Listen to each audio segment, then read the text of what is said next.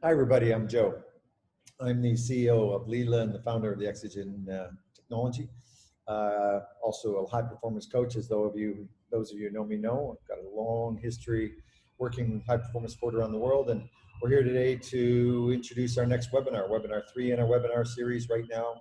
And specifically today, we're going to be talking about wearable resistance in the sport of cricket, but also as it relates to throwing for any sport, and javelin, baseball, the mechanics of throwing. We've got some great speakers, as always, for you, world-class, starting out with, again, our head of research, Dr. John Cronin. John, who runs all the research on LILA worldwide, I think currently over 20 to 30 PhD projects happening across 5 continents. He is the head of research at Auckland University of Technology in New Zealand, and just a great guy, a high-performance practical applied sports scientist. And our other speaker is, we're really honored to have Steffan Jones out of the UK, is one of the world's top fast bowling coaches. He's a teacher by heart and nature.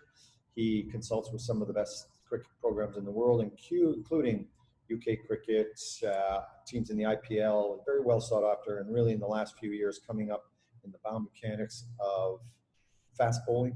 He also consults and works with teams out of the US in Major League Baseball and around the world in throwing mechanics. So we're really excited to have him on. Steph started his journey with us about 2 years ago when he found us online, and him and I have been walking through things since then. He's got a lot of experience with the product, knows it intimately, knows wearable resistance in this area very well. So do pay attention to that. And remember also, we'll be following up this seminar with an education session, a 2-hour or 1 hour, 90-minute practical session with Steph and myself, talking about how to put wearable resistance into your actual throwing programs. And today's a bit of an overview. The flow today, as usual, is going to start with me. I'll introduce the topic, but I'm also going to introduce the area of wearable resistance in throwing and some of the examples we work with in baseball and other sports. John will jump in and jump right into the science of wearable resistance in throwing, body rotational movements, and a little different than what we've done in the speed areas with him in the past. And then, of course, we'll jump in with Steph, who will give us his experience over the last 2 years working EXOGEN in with some of the best fast bowlers in the world. That's the flow for today. Also remember, if you like what you see, do share this with your friends and colleagues in the world of sport who might find interest from it. We really appreciate that. And there'll be a little tag on the bottom of exactly how to do that for us and with us at the end. So we're going to get started, and let's go.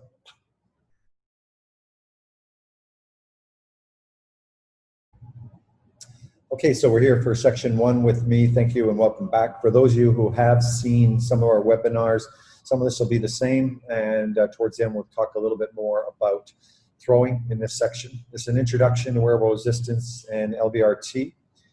Specifically, again, the topic is for cricket, fast bowling, and throwing. Quick history of resistance training. Now, why I like to include this is a lot of the material you see here is actually part of what we call our LVRT Level 1 course. LVRT is light variable resistance training. It's the signature program or training system I developed to go along with wearable resistance.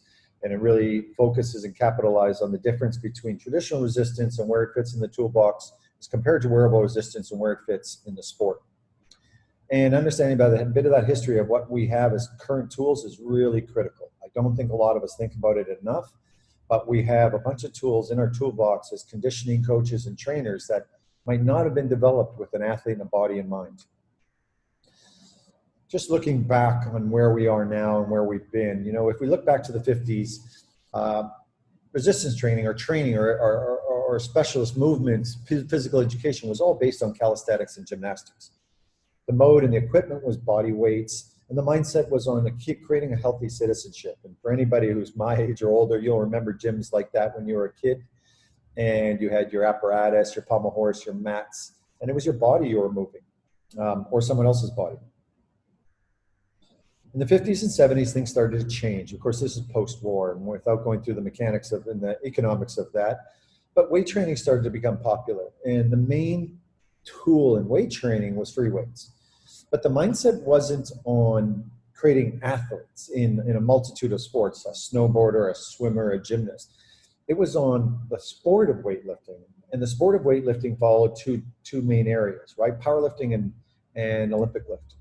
And so we adopted, we had those initial tools, which was a bar, a dumbbell, and a bunch of plates.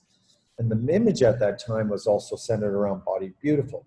Exercise was becoming lifestyle. Now, in the 70s and 80s, things started to change. There's a focus on sport on one side. If you remember, that was when the the LA Olympics became the first ever profitable Olympics. Sport around the world was developing, becoming a business. The sport economy was developing, and people were looking at sport and activity different. It was a commercialization of both sport and sporting equipment, or weight training equipment. And we ended up with the machine line. Now, what the machine line was, for anybody who knows the history, it was not designed to develop people for function. It was designed to simplify the free weight process and to commercialize it. 12 circuits, bang, bang, bang, bang, bang, body weight focus. It took the body beautiful mindset. It took the complexity of free weights, put it into a system that was easy to use with a pin. And guess what? At $5,000 to $10,000 a pop, it was profitable. So the machine industry came along, and again, its focus was not on developing athletes and movement. It was commercializing the growing lifestyle effects of weight training. 90s, 2000, then we started to get good at it. Now we started thinking about it. The sport advantage was really big. Scholarships in the US, Premier League in the UK, the Olympics around the world, whatever it was. But people were starting to train mixed methods. Now we had free weights and machines, and all the trainers were trying to marry that world, talk about periodization. We're starting to see things like the fit ball come out. We're now focusing on the core. We started thinking functionally again and not just about muscle. But one thing that was clear in that period, because I went right through it in big time sport in North America, and everybody else who was around that time knows it, 1RM was king. So much so that it's still kind of that way, but it's changing. In current day, our methodologies are mixed. We're really rethinking muscle and movement. We're returning to the use of gymnastics equipment and body weight training. I know a lot of people think kettlebells are cool because somebody figured out how to paint them yellow and pink, but man, they've been around for 200 years or more. But now we're focusing on movement, not muscle. We're focusing on optimal, not maximal. We're focusing on function over just form. And of course, fitness today is an actual sport. You don't need skill if you're just got great endurance. You need to know your history or we're going to repeat it. The reason I present this section is I want everyone to set in their mind at the beginning the tools we've had traditionally over the last 34 years, and we call this traditional resistance training, TRT. We've been using those tools, but they were not developed by people who sat down and said, how do we improve sport and movement? They were developed for a number of reasons that had nothing to do with sport and movement. And we were stuck with them. Everybody in the world took a bar and said, I got to learn Olympic lift because Olympic lifters happen to have great vertical jumps. So we all thought that means the Olympic lift is the premier activity to do for a vertical jump. And I know I'm extrapolating a little bit and generalizing, but that's literally it. The bar is king, but if you've ever worked with a spectrum of athletes across the world, you realize most athletes don't want or don't need to use that bar, but they do need training. And a lot of our tools are limited, and they developed because of things that weren't related to human movement or performance. Traditional versus wearable resistance. So just to put that definition in here, it helps the conversation. You can agree or not. This is a category we've developed. TRT is described as resistance training that utilizes external equipment, focuses on lifting, moving, or accelerating a submaximal or maximal external load. Keyword there, external. The desired outcome is to overload the neuromuscular system for primarily some form of high-level strength, hypertrophy, power adaptation.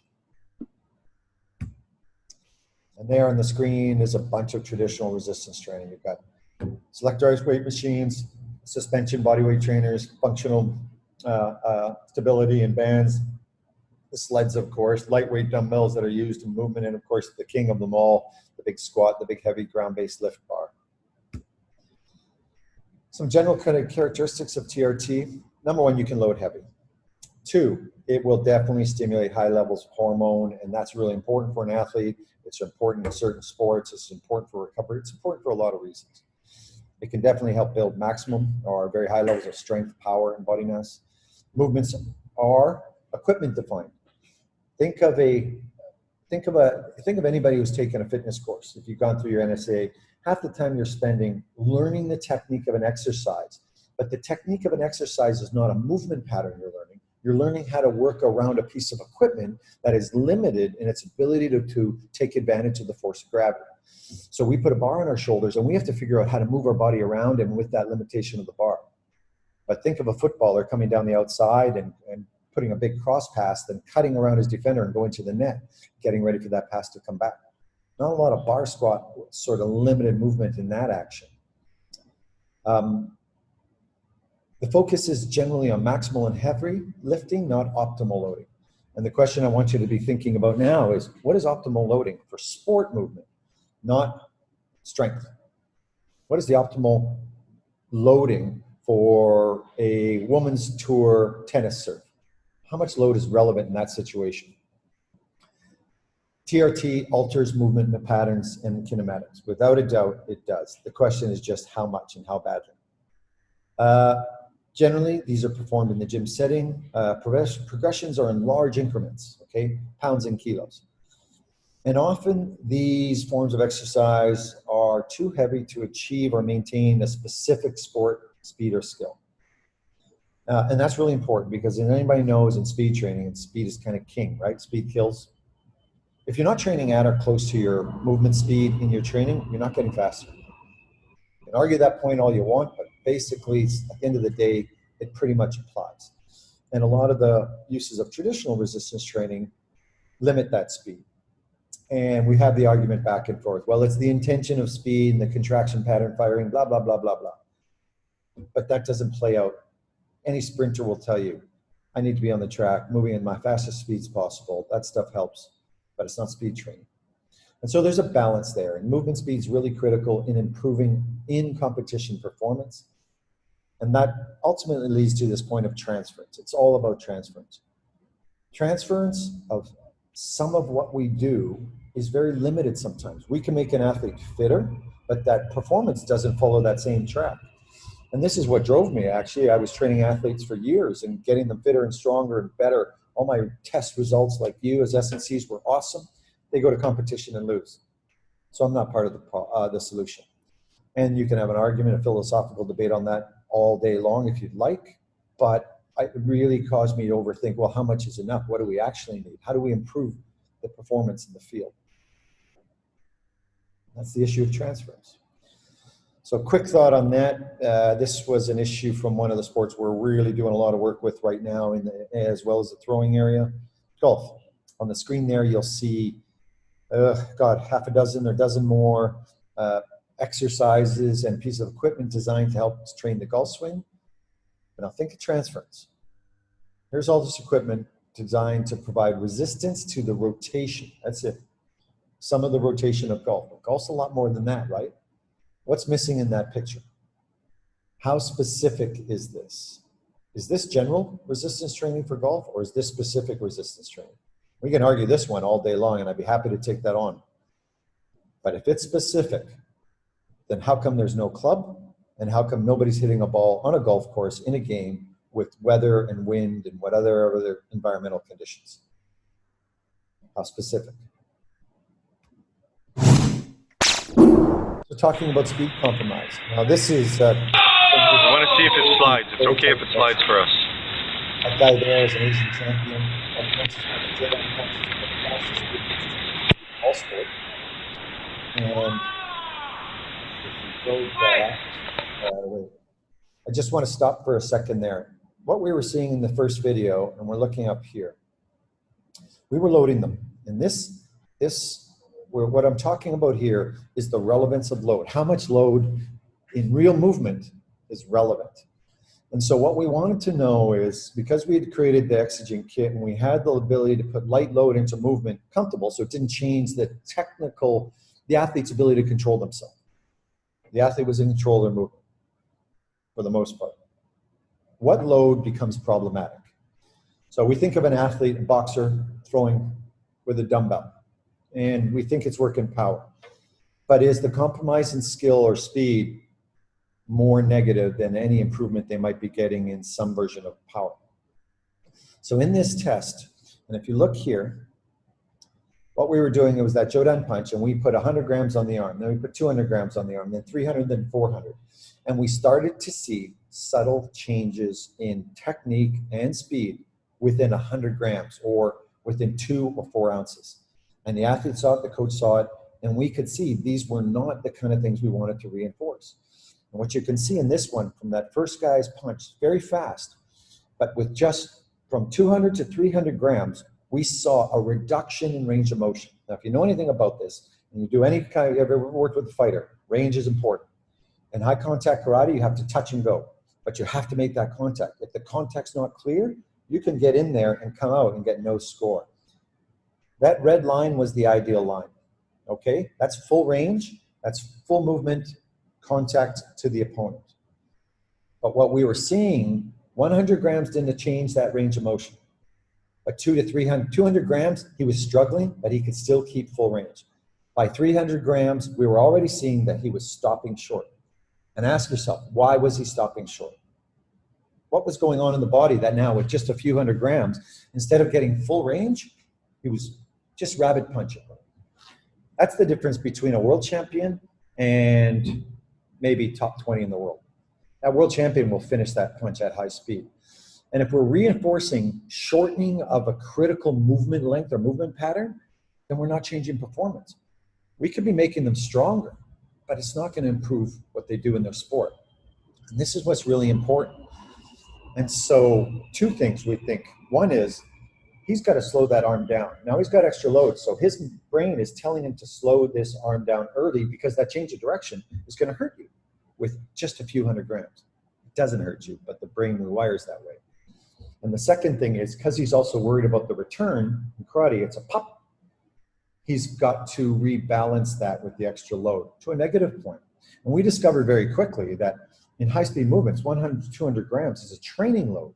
This was probably one of the most fascinating things in the whole discovery of exogen in this journey, is that loading and movement is lighter than we ever imagined.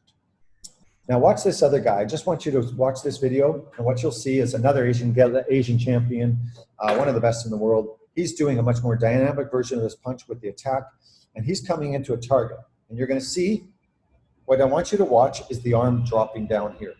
It's not coming straight out, it's not making contact, it's dropping here. So again, he's losing half a centimeter of contact, and that ultimately means his hand is off the target, and if his hand is off the target, there's no score. And he's got, I think this was with 400 grams, 200 here, 200 here. So again, we're not saying the loading is making them worse. We're saying the wrong loading is making them worse. And that's why our exogen load started at 50 grams. First guy, you'll notice that punch short.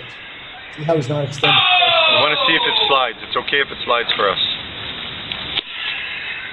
That's shortening that movement pattern with 400 grams.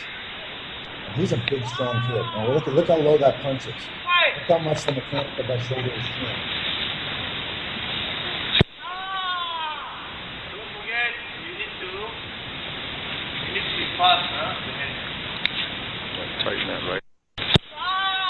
Look at that arm going down. You went straight below the belt there. Low blow. He's going to get charged with a low blow on that.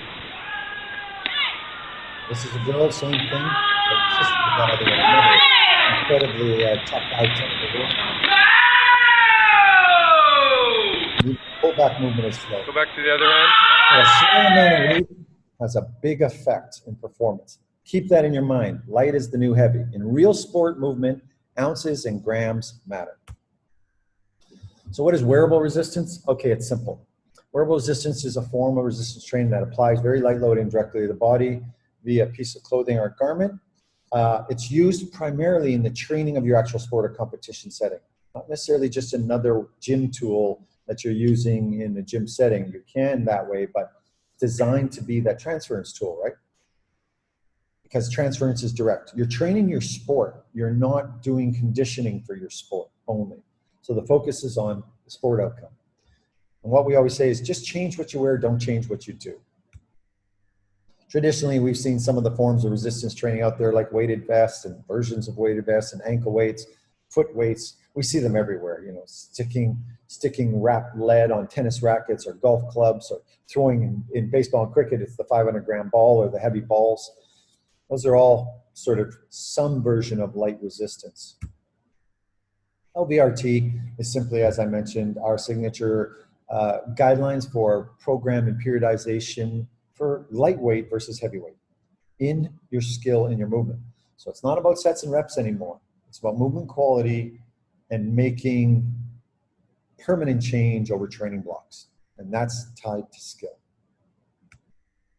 Some general guidelines we've discovered, first and foremost, with wearable resistance and transference. If the user is not in control of the movement, then you're not training specifically. The user defines range and speed of motion, okay? Loading for a specific skill is we're using less than 1% of body weight. The average training load for anybody is around 0.5 pound to 1.5 pounds. And that's on it's almost universal. Average, yeah? Generally, we never use more than 10% of body weight. Load progressions, again, are in grams and ounces, not kilograms and pounds. Rarely, almost never have I gone from 1 pound to 2 pounds to 3 pounds as a load progression with a person. Because movement speeds have to remain at or near competition speed. And we always say, keep it within about 10%. If you're clocking that or measuring it, it's easy. If not, it's qualitative assessment. But it has to have minimal or no disruption to specific skill. When movement quality is compromised, we unload, period. Hands and feet have to remain free.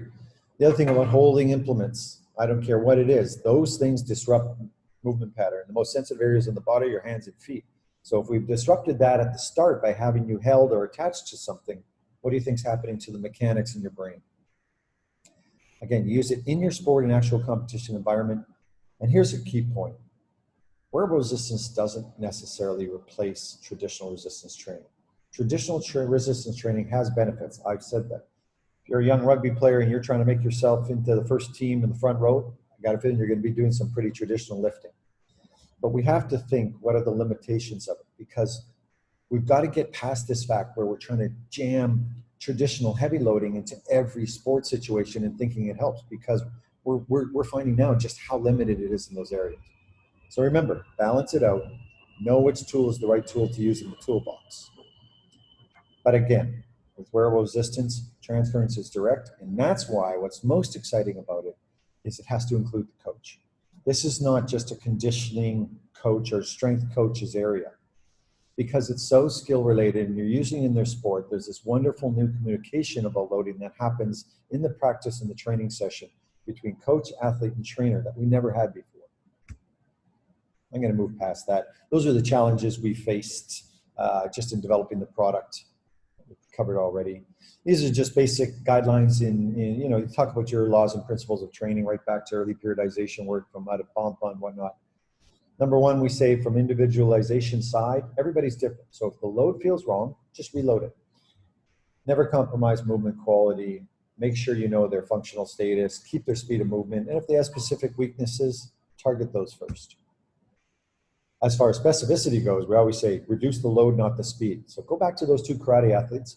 Go back to somebody who's throwing or doing a high-speed arm motion. If you see that movement quality is now becoming negative, the load's too heavy.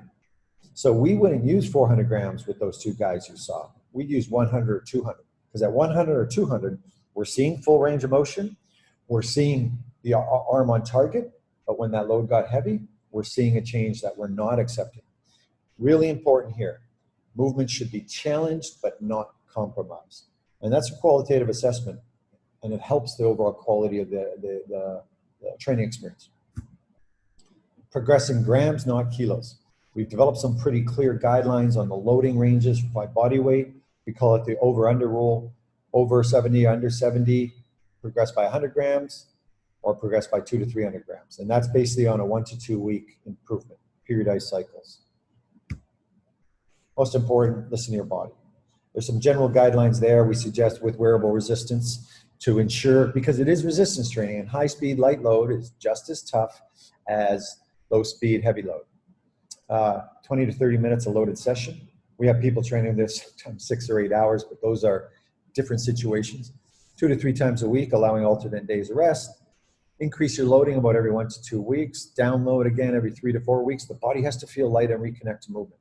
The athletes love it. When they get a downloading session, that weight's not part of that movement. They get back on the field or the court or wherever they are and they start moving. That speed, that feeling they get, it's reinforcing. And this is number one muscle to work, yeah? Always watch movement quality, unload if it's compromised. Watch movement speed, unload or reduce load if it's compromised.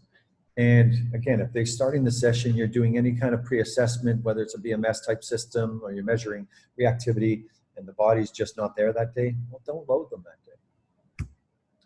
And EXOGEN, if you haven't seen it, it's our compression-based outerwear, which it's pretty cool stuff. It all meets international standards for compression, comfortable, and a lot of quality went into it in every aspect of the product. You select the piece you need for your sport, and if you take a look up here, you can see those dark load, those grayish things there. Those are the loads, those are the weights. And you use the piece that's relevant for your sport. If you're a runner, you're probably gonna start with calf sleeves. If you're a combat sport, you're probably gonna get into the shorts and calves right off the bat. Cricket, arms and calf sleeves, possibly the shorts as we go. So you choose the piece that's relevant for your sport and you can put it into your training simply. And again, your kit comes all included. Big thing is you'll notice the load progressions. Our loads come in 4 sizes actually, 50, 100, 200, and 300 grams. So that's 2 ounce, 4 ounce, 6 ounce, 8 ounce, roughly. 2 ounce, 4 ounce, 8 ounce, 12 ounce, roughly. Talk a little bit about the shape. Just real quick, it's modeled after actual muscle architecture for many reasons, and we went through hundreds of shapes. You have a belly and an insertion, and what that does is, wherever that belly is, there's a heavier part to the weight. So when that belly is on one part of the body, it'll affect mechanics, okay? Wherever that belly goes, the movement will go. And that's an important concept for you to understand.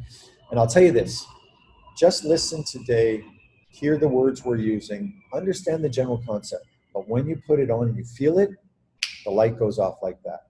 And it is not complex. And I can tell you I've done this with hundreds, maybe now already thousands. When they put it on, they say, oh, I get it. And they know exactly where that load should be and they know how it should feel. But you have to experience that. And we call it like wheel balancing.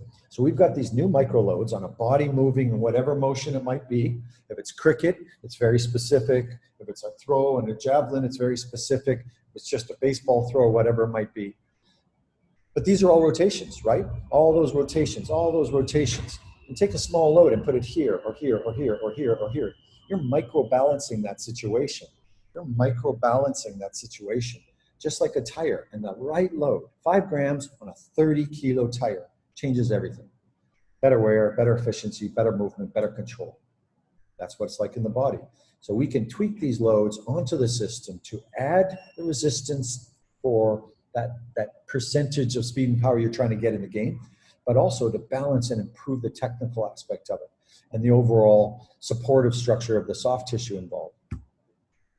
So we talk about loading patterns. So this is now the position of these loads. Remember, on a wheel, you put that load somewhere on that rim. Well, we can put this load anywhere. And so that belly is the focus area. Where that belly goes, is the belly here, proximal to the rotating joint. Okay, so for a fast bowl with a straight arm, and I'm not a cricket coach, so don't cane me if what you see isn't perfect. You got a nice straight arm. Your main rotation point is here at the shoulder. So a load close to the shoulder, a proximal load, or the belly there, versus out here, has a massive difference. Okay, and so we talk about proximal versus distal loading. Distal, close to the rotating joint. Proximal, away from the rotating joint. And that applies to every segment. This would be proximal to the elbow, distal to the elbow. Proximal to the shoulder, distal to the shoulder. And as you know from your lever systems, as you go down that lever, and this is the rotating axis here, the further that load is, greater stress on the joint, and the more it takes to get that thing moving. So loading pattern number 1, proximal, distal. Generally, proximal we use for high-speed training. It feels light, it feels comfortable, it leaves the terminal end very relaxed because ball control in something like cricket or baseball is very important. And so some people generally might not want heavy loading in here where this fine mechanic needs to be maintained. Distal loading is when you're really looking at force and power, heavier, it feels heavier. Martial artists like it. Certain sports like it because of impact as well. The other two places we talk about that you can load is, we talk about proximal and distal. Now we talk about anterior, posterior. Loading on the front of the body or the front of the segment versus the back. Again, a completely different feeling and different muscles involved. When you load on the posterior, you generally work the posterior chain, whether it's calves, glutes, hamstrings. You can target them directly and you feel it immediately. Anterior chain. And there's just a picture of the calf sleeve. And the last one we talked about, and this one is exciting in rotations, internal versus external load. And that's where a load has the belly on the inside versus the outside. And what happens, if you throw that arm, or I'll go back to my sport, boxing, all right? So here's a punch, all right? And there's a rotation at the end of that punch. If I put that load with the belly drooped on the inside, when I throw that punch, that's going to accentuate that rotation. But if I don't rotate, then what I want to do is I want to put that load on the outside, so I have to work against that load, and I'm having to work that rotation. 4 weeks later, I take that load off, the rotation's there, those rotators have done their job, they're strengthened, and it's happening in the movement. Internal, external rotation. It won't make complete sense till the moment you put on EXOGEN, you feel it. And you've never done it before, so don't feel silly if you don't understand what that feels like. To be honest, I talk to the best high performance programs every day, and they all ask the same question. Well, what's that like? We tell them the same thing. Trust me, stage one is put this on yourself and feel it. Some of the things you think about in bowling, fast bowling, you look at your run up, your action, your follow through, and then one point I want to say is your injury resistance, okay? It's really important, and I use the term injury resistance. It's a term I adapted a long time ago in some of the education courses I teach out here. We don't do injury prevention. Injury prevention is a kind of a myth. We're in the high performance game or sport and movement game, but we can improve what I call injury resistance, and that is making the body simply more resistant to injuries, and also the person more aware of when and how injuries happen, so we can resist them when they do. Because oftentimes we don't stop an injury, but we prevent the severity of it or reduce the severity of it or improve the recovery after. And EXOGEN has a place in all these actions, and Steph's going to get into the detail of that. Last thing I'm just going to show you is an example from pitching. Okay, this is a guy we worked with for years. Kyle's a great young guy back over in Vancouver. Big heat, as they say, pitcher. You know, right on that verge of 100 miles an hour, 160 kilometers an hour. Been with several clubs, and big unit too, 6'4", 6'5". So all those big throwing levers. But then Wait, okay. It's like that post-burnout skill. It just it feels like really isolated in terms of when you're pitching, you're so like upper body focused because it's like upper body dominance, motion. But you kind of forget about the legs, but like it's just kind of you're conscious of it with the weight on there, and I just feel like just using the legs properly and can create a lot more power. That was the first thing you said, is I'm just getting more power. Yeah. Do you like the loaded? Because we've got you very uniquely loaded. We've got you loaded with, what was it, 1.4 kg on just your lead leg. And how would you want to use it on just one leg, you think, or would you eventually just even it out? Probably try both, because I mean there's stuff going on with both legs. But do you think it's important to... This lead leg is very important. Go again, just show the motion, and we'll make sure we capture it.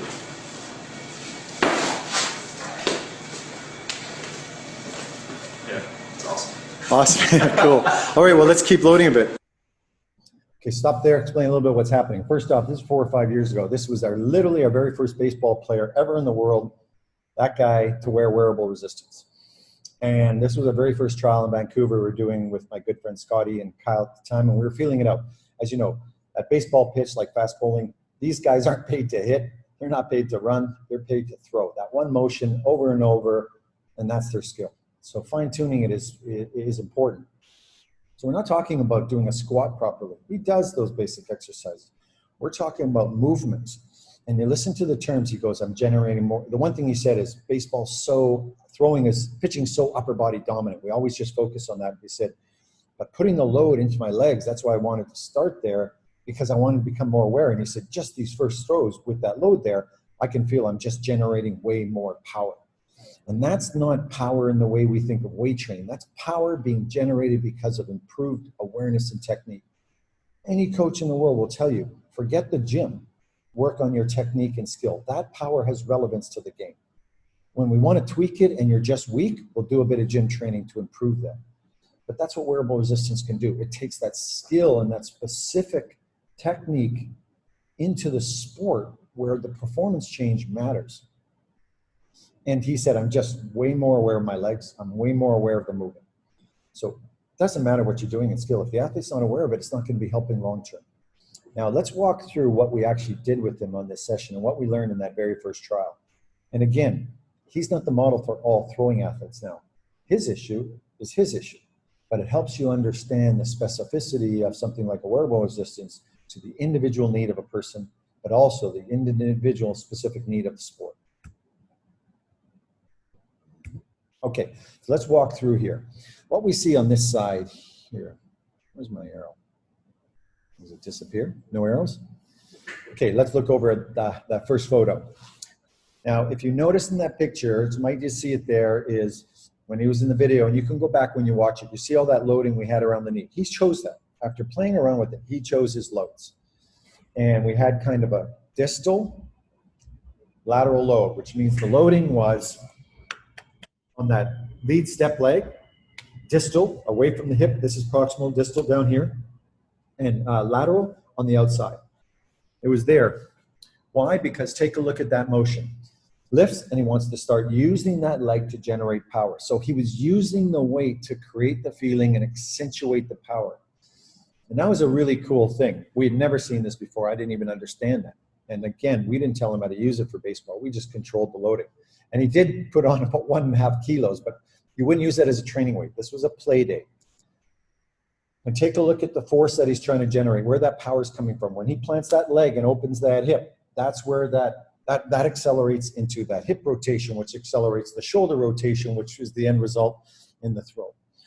And he's talking about generating ground-developed force, which ultimately is where speed comes from. It's not coming from bench press. It's not coming from here. Even a boxer knows. Punching isn't coming from your biceps and your shoulder. It's coming from your hips and your footwork. So this was really, really cool. And the other area we had him loaded was, see those upper arrows there in the shoulder, where that shoulder's, it's helping to draw that shoulder forward and a bit down as he rotates and throws that arm into the final action. Now this is the most interesting thing we saw. Still one of the coolest things I've seen in all that we've done with wearable resistance. He loaded one other place, and he chose this. We had no idea what he was doing. And if you look in there, there's 200 grams at the back of his hamstring. Now I'll leave you think just for 20, 30 seconds why. Take a look at that back leg. Now, one thing I learned in pitching, and again, for any of you pitching or mechanic coaches, don't cane me if you have a different opinion. I know enough to know what I'm talking about, and I've certainly worked with the conditioning of these guys, but I'm not a pitching coach. He was explaining, and this is why these big pictures are important. That back leg and the height and the balance of that back leg controls what's happening in the release point of the ball in the front. And when the back leg's in the right position, the release point is literally centimeters or inches closer to the batter and in the right optimal position so that they get less time to react. I mean, that's the margin of error in something like baseball pitching. To be 2-3 inches closer in your release to get full distance on your release. And what he put that load on the back of the leg for was one reason only, not for strength or power, so that he was aware of the position of the leg when he's throwing, so that he knew where he wanted it to be. And it was simply for awareness. It was 100% an intrinsic cue for him personally. And he said, I'm just way more aware of that leg now, and I know where it needs to be. And so he's not getting strength benefits from them. He's getting awareness benefits. And that's skill. And this is him pitching. So this is him pitching. This is him now, not experimenting. This is second the third,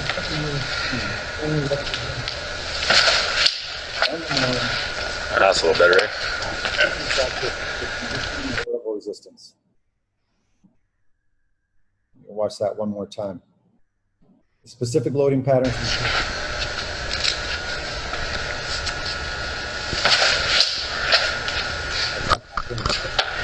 And that follow through leg's pretty important, isn't it? And they're working on that follow through leg. That's exactly what the coach just said. And the other thing he said is those 500-gram balls destroyed him, his shoulder. He said, but EXOGEN does the opposite. It gives me traction that feels comfortable and control over that without that fear and that end pressure that puts on the shoulder. Hopefully it gave you a good introduction into what wearable resistance is, where it fits in your toolbox, how it relates to things like traditional resistance training and transference. We opened up some of the ideas of putting body on the load, is where you put load is more important than how much, and started to talk about how you can tweak and work in skill and movement mechanics at very high level with something like wearable resistance. JC is going to jump in now and take you through the awesome science of it, and it's pretty cool on what happens. What is the actual rotational change in load from here to here and other areas that we're studying. And then, of course, Steph will take away the practical. Thanks for listening. We'll talk to you at the end. There's going to be a Q&A at the end where we're going to walk through, three of us together, answering some of your questions. So thanks for listening.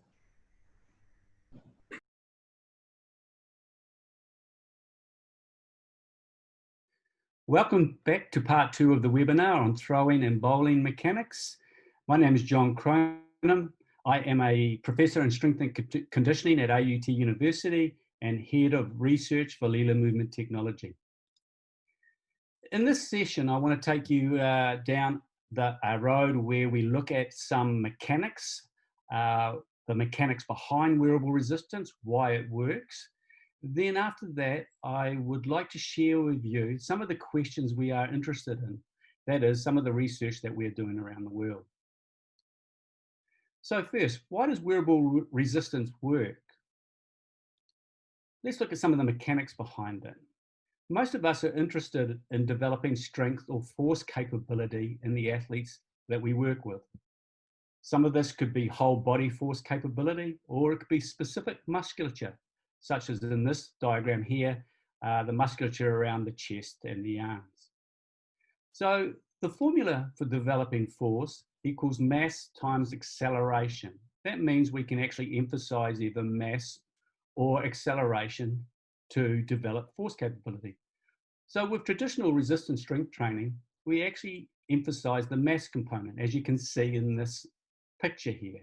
We put a lot of load or mass on the bar, which is a high load force, and the athlete has to produce large internal forces to overcome the large external forces. So in this type of strength training, traditional strength training, it's mass dominant, and you can see that in the formula. It's got a large M. But as a result of it being mass dominant, the velocities you can move the bar at and subsequent accelerations are small. Now, wearable resistance flips the model. Remember, wearable resistance can be termed light variable resistance training. So as you can see in the formula here, we de-emphasize the mass and emphasize the velocity component. So on the arm, on the right side of the slide here, we see 100-gram load there. So having 100 grams on your arm is not heavy.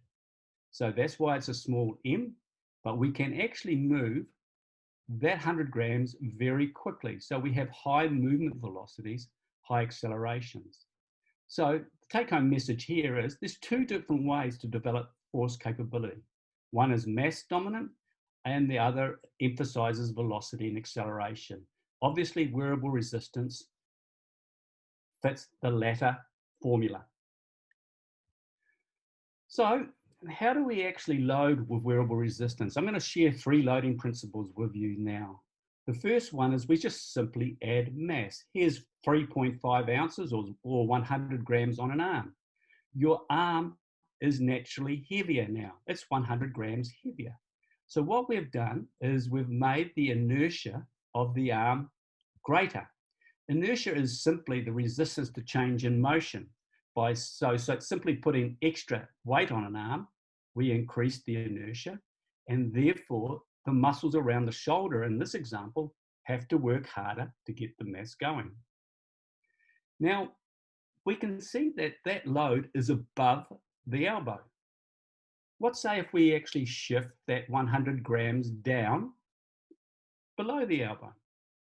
It still made the arm 100 grams heavier. So it's increased the inertia of the arms 100 grams.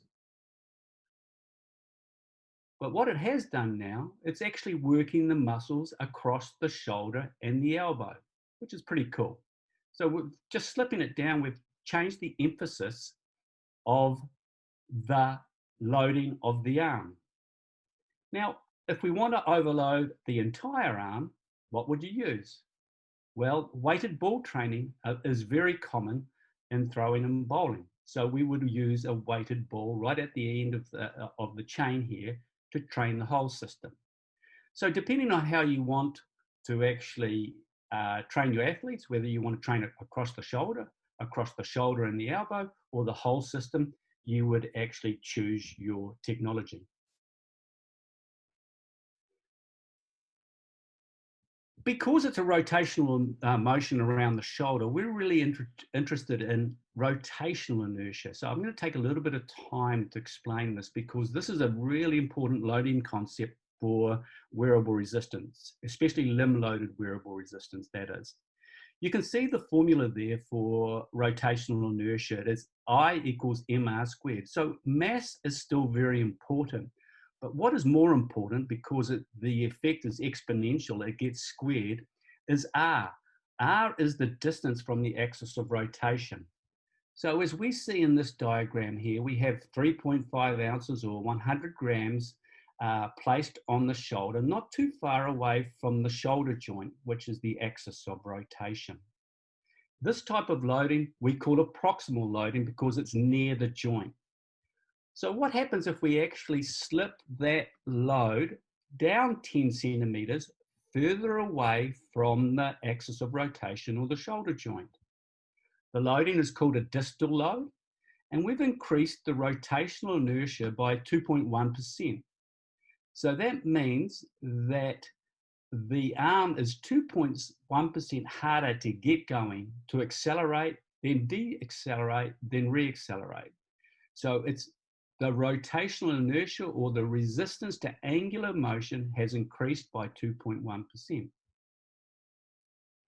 Let's say we look at the elbow. We can see that that load there, that 100 grams, 3.5 ounces, is very close to the elbow. If we slipped it down 10 centimeters, what's the effect? Well, if we were actually doing some elbow flexion and extension exercises, it would become 2.2% harder. Because of this formula, rotational inertia has been increased. We haven't increased the mass, but we've increased the distance from the axis of rotation. So what about here? We slip it all the way down to a distal loading pattern at the end of the forearm. The rotational inertia there has increased by 6.3%. So the muscles across the elbow, the flexors and extensors, would be working 6.3% harder with this type of loading. So you can see that the effect of placement is really, really important, and it's a method of overload we use quite a lot with wearable resistance. Now let's have a look at this load from a shoulder joint perspective. So we place this 100 grams just below the elbow. The effect is a 4.0% increase in rotational inertia. And if we place it distal, we get an increase of 6.5%. So hopefully the maths there and the examples are in and around this formula give you some ideas that even with a very light load placed or moved distally along the arm segment, you actually can provide the limb with quite a significant overload. For example, 100 grams down there at the end of the shoulder, your muscles have to work harder by 6.5% to get that going, to accelerate, de-accelerate, re-accelerate, etc.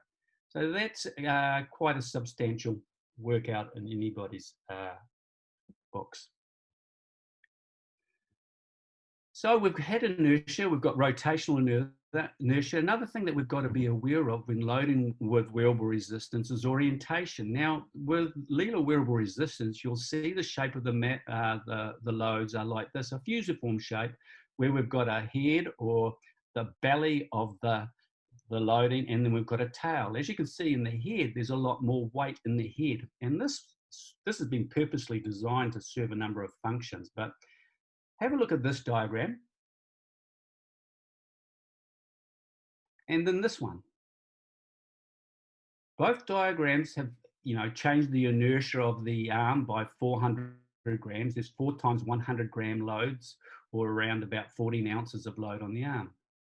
But you can see, most of you have seen that in the first diagram there, you see that the fat ends, or the head of the weights, are placed medially, whereas the second diagram, the fat end, or the head of the diagram, is placed laterally. Okay, so by just attaching these weights to the arms, or orienting them very differently, they can have different movement effects.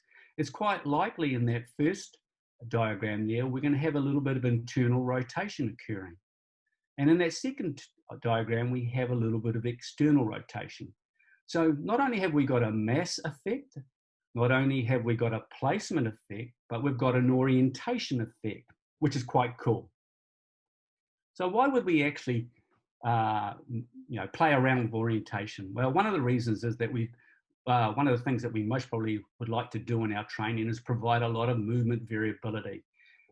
We want the synergists, the fixators, the co-contracting antagonists, the agonists, etc., to have a lot of variety in their workouts. And as a result, is most probably more likely to provide injury resistance to our athletes, to make the tissue stronger, rather than getting them into groove patterns. And if they get outside these groove patterns, then they become susceptible to injury. Another reason why we might play with orientation is when we return to play. When we get injured, we have a lot of asymmetry and imbalances, and we can actually play around with wearable resistance to address these asymmetries and imbalances. And also, we can be very subtle in changing the orientation to address certain dysfunctions. And finally, we can actually play with orientation in terms of technique correction. For example, it might be that during a bowling or throwing action that we might want a little bit more internal rotation or external rotation. So the coach can actually load to correct or exaggerate what he wants. So that's why having that options around orientation is quite a cool training feature of the wearable resistance.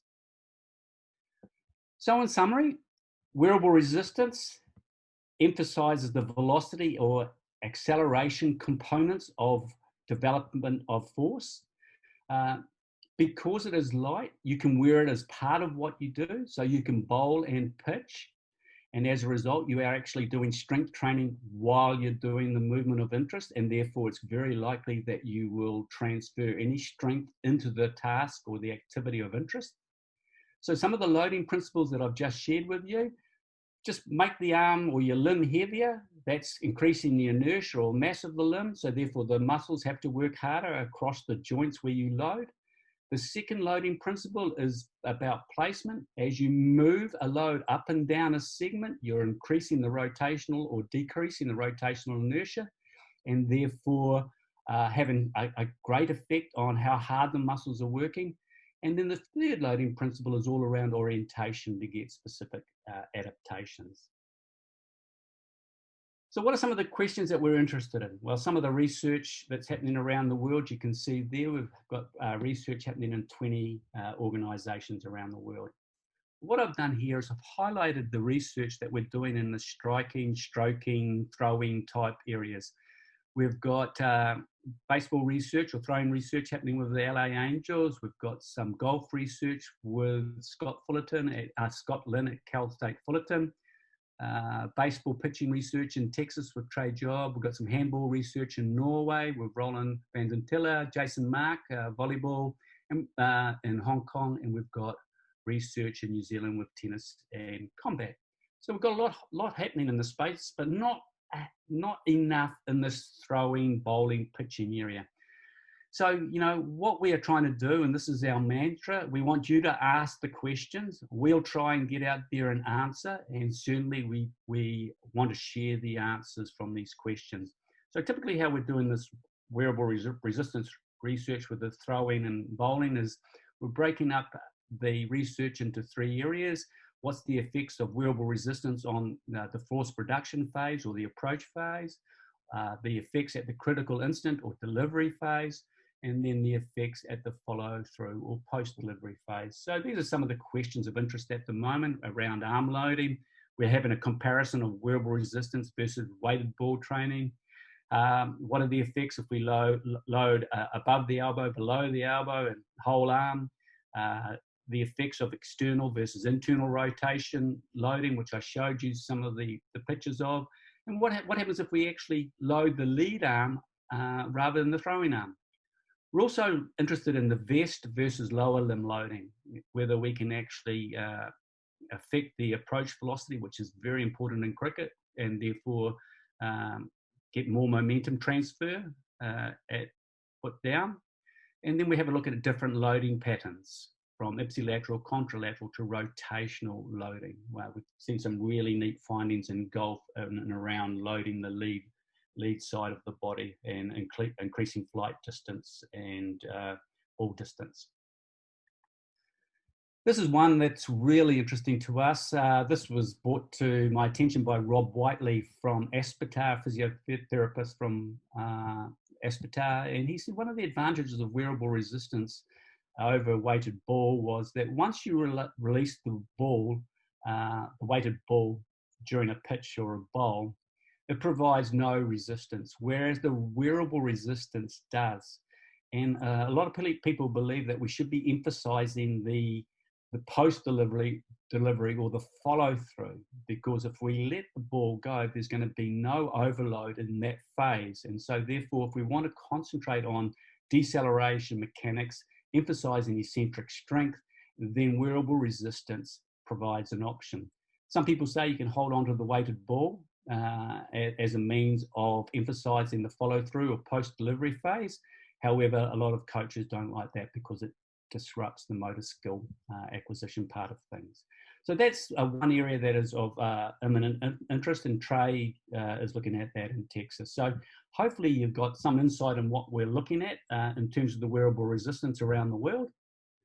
Finally, a little bit of zoology to finish off with. That's a kiwi. That's the national bird of New Zealand. We are called kiwis. New Zealanders are called kiwis. You can see that he's got a big nose, so he's quite an inquisitive character. And if you're inquisitive and you want to ask or just check out anything in and around the wearable resistance that I've talked about, just please contact me on my email address there.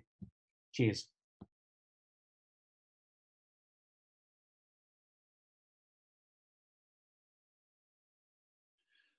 Okay, welcome. My name's Steffan Jones, and I'm a fast bowling consultant around the world. And I've used EXOGEN for about 2 years now with fast bowlers, and now becoming more used in baseball and javelin. So what I'll do, okay, I've got a lot of information that I'd like to share with you. I'll go over some of them quite quickly, but others I'll pause a bit. So there's 5 categories really. I'll go over the specificity, why I use it, what actually happens when we bowl. So I'll talk a lot about fast bowling because that's my specialism. I'll go over a pace slab training system, which is my own company. And then I'll describe how EXOGEN fits into the system, and I'll show you some examples as we go, and then there's one at the end if we have time. So the big thing for me is I follow Franz Bosch's work and the layering model of specificity, because I firmly believe there's too much general strength work now being done in the world. So it doesn't really transfer to on-field performance. So the model of specificity always starts with intention. Give your brain an intention. It's got to give a damn before actually you'll benefit from the training. So on the left, we got environmental monitoring. So it's the ability to move and keep focusing on the target. It's really dependent on the vestibular system. Then you got proprioception. There's 10 times more proprioceptive qualities in the fascia system. I'll explain that in a minute. And then on the right side, we've got the transfer of training. Actually, when you're in the gym, you can only use 70% of that on the field when you're bowling. So the question is always, are you really wasting time in the gym where you could be improving on field outside? The intramuscular coordination, so that is what you do in the gym really. It's about training the muscles, it's about neurosequence, but actually any skill work, fast bowling is more intermuscular, sorry. So it's about the coordination. So everything we do in the gym needs to transfer. So it's about coordination of different parts of the body in the correct sequence, the correct timing, and the correct speed. And EXOGEN suit guarantees the transfer of training. So this aspect of our human body with a biological system, it's more fascia, the muscles, and that doesn't really get trained in the gym, okay? But being specific, like the EXOGEN allows you to train, you actually train the fascia system. And like I said, it's 10 times more proprioceptive qualities. So actually, it also creates the feel of the movement. And the body works in omnidirectional. So it's not about a fixed plane movement. It's not about just pivoting around one joint. It's in all directions, and that's what fascia does. It allows you to move in different directions, and it's what keeps everything together. It's interconnected with tendons, ligaments, muscles, and bones. And I think strength training in the gym doesn't really take into consideration of that. This is a big thing for me before I move on to some examples, is the Davis's law. So fascia, when you train, is collagen deposits, and you develop stress lines, and they become specific to the movement that you're training. So fast bowling, you develop, the more you do it, you develop stress lines, and that's why it's in a fixed pattern. So then for me, when you're doing heavy strength training in the gym, which is there's an over-reliance on that in the world, you're actually conflicting with what the pattern, the stress lines that have been developed over the years with fascia. So your body doesn't actually know what it wants to do. And that's Davis's law, that soft tissue, a form of fascia, will remodel itself and become stiffer among the lines of stress. So, and then when it becomes stiffer, the range of movement becomes shorter, and it's less time, because in sport, in fast bowling, you haven't got a lot of time. So it's not about muscle, it's about tendons, it's about fascia.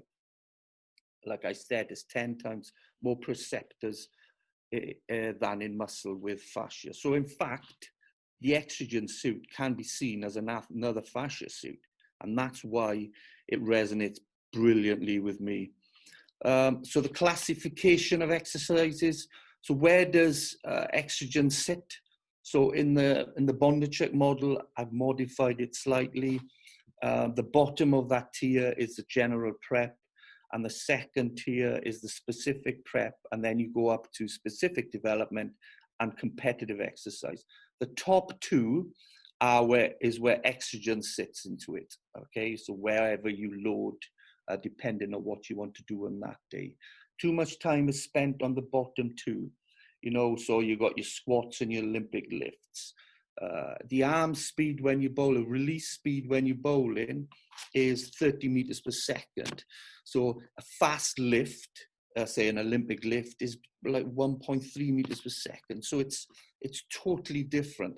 And the ultimate question you need to ask when you're training as a coach or as a fast bowler, is what I'm doing now going to help me become a better fast bowler, javelin thrower, or a pitcher in baseball?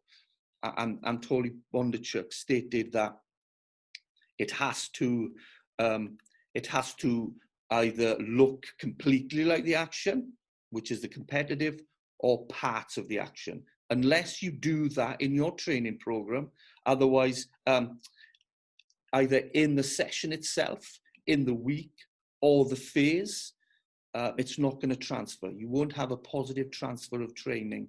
and you're just wasting your time. In fact, you're just developing a bodybuilder, someone who's good in the gym. Okay, so what does it take to bowl quickly?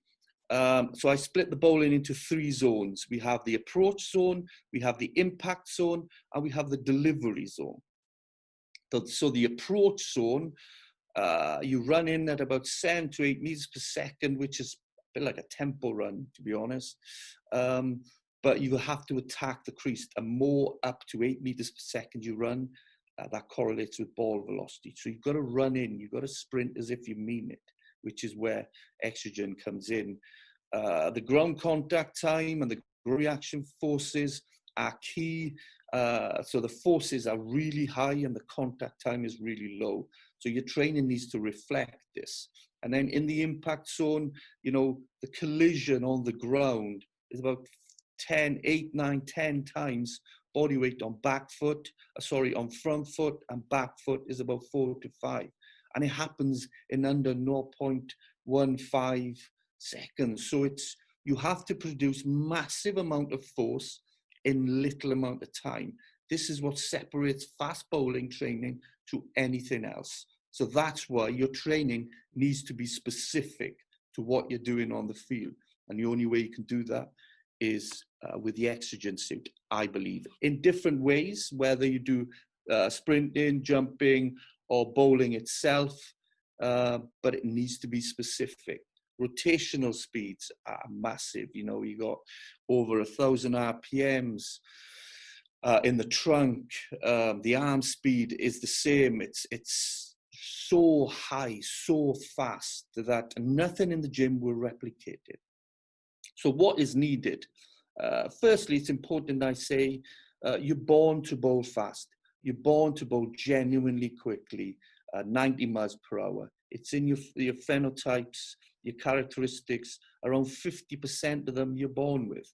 So if you're not happy where you are bowling, then it's not me. It's my job is to get the other 50%, but 50% of it is in your DNA, it's genes, your parents, okay? So you need fast twitch fibers, tendon stiffness, relative strength, which is mass-specific force, specific to you. You need power, aerobic fitness. You need to hit the correct shapes. You need the right mindset. You need good skill, and you need obviously opportunity. So these are the attractors. These are the fixed skill of fast bowling. So it's important I cover this before I show you how I use EXOGEN. Okay, so this is the best bowler in the world, in my opinion. So that's Jofra Archer. And then one of the best actions in the world in Varun Aaron, both with me at Rajasthan Royals. So they hit the attractors. And it's important you understand that style and technique are different. Everyone has a different style, which are the fluctuators, but the best have the same technique. They hit the right shapes, the right pattern, which are, okay, so the kinematic attractors, their bowling technique. Fastest bowlers run in quicker.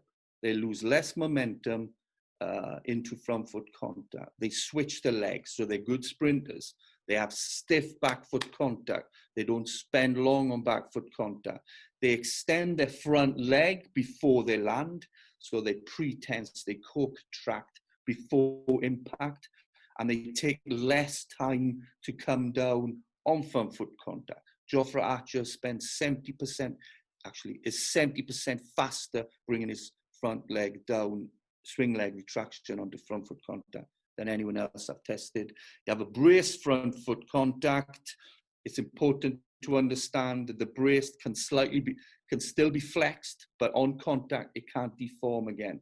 It's got to, if it comes down slightly bent, it needs to hold that position. And contralateral limb extension is that star position. It's about leverage. It's about the fulcrum.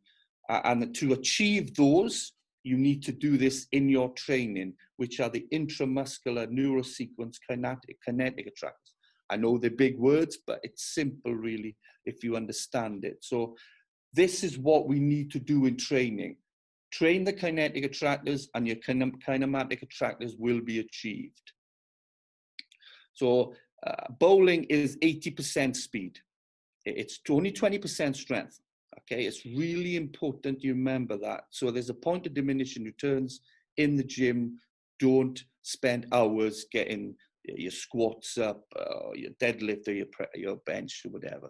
So in your training, using EXOGEN, you need to improve.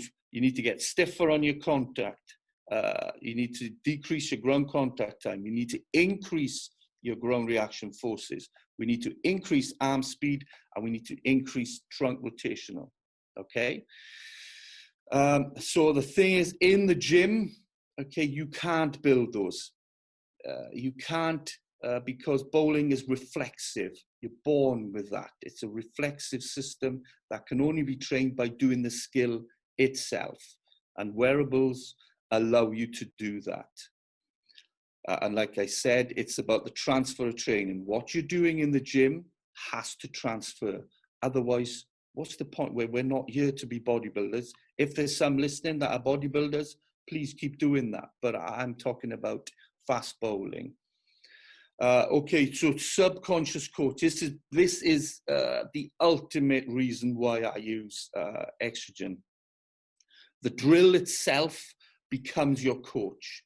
By placing the fusiforms at key positions in your body, you can focus on one cue, which is delivering the ball.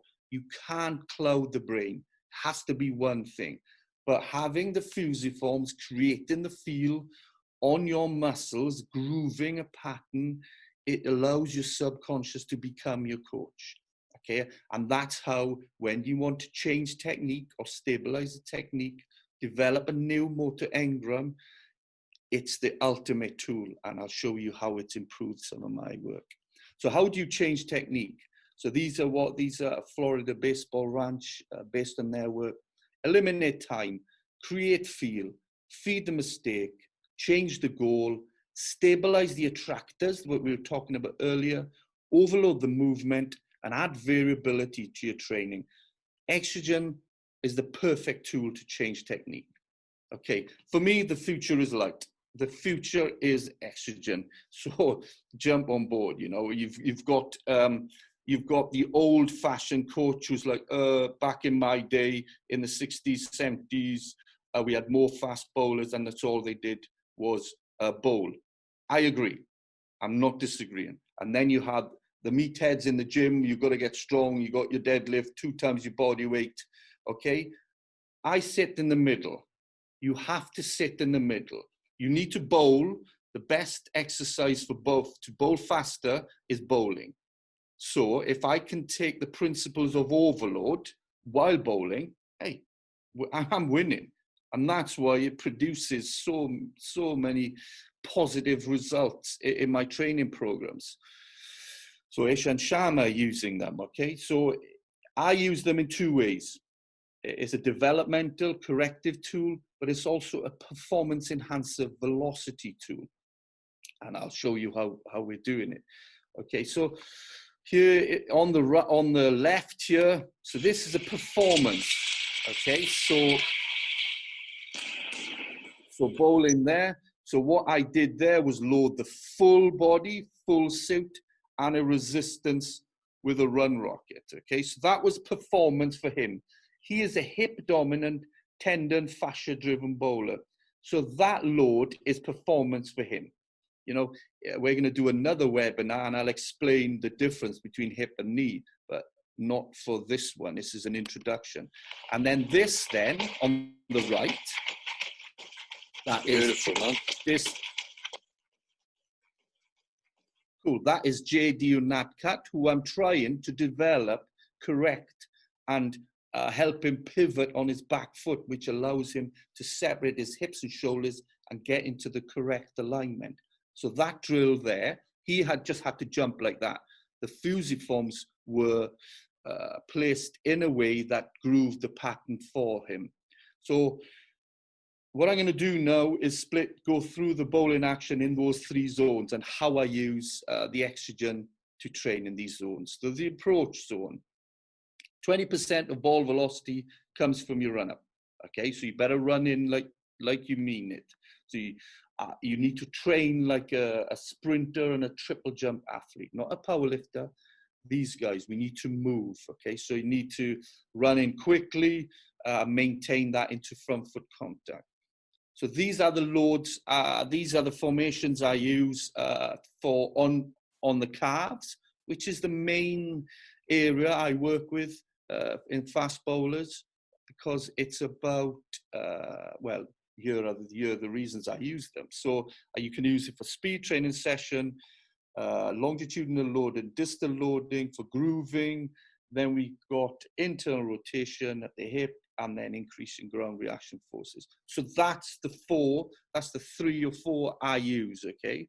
Here an example. So this is a calf loading with one of the fastest 19-year-olds in the world.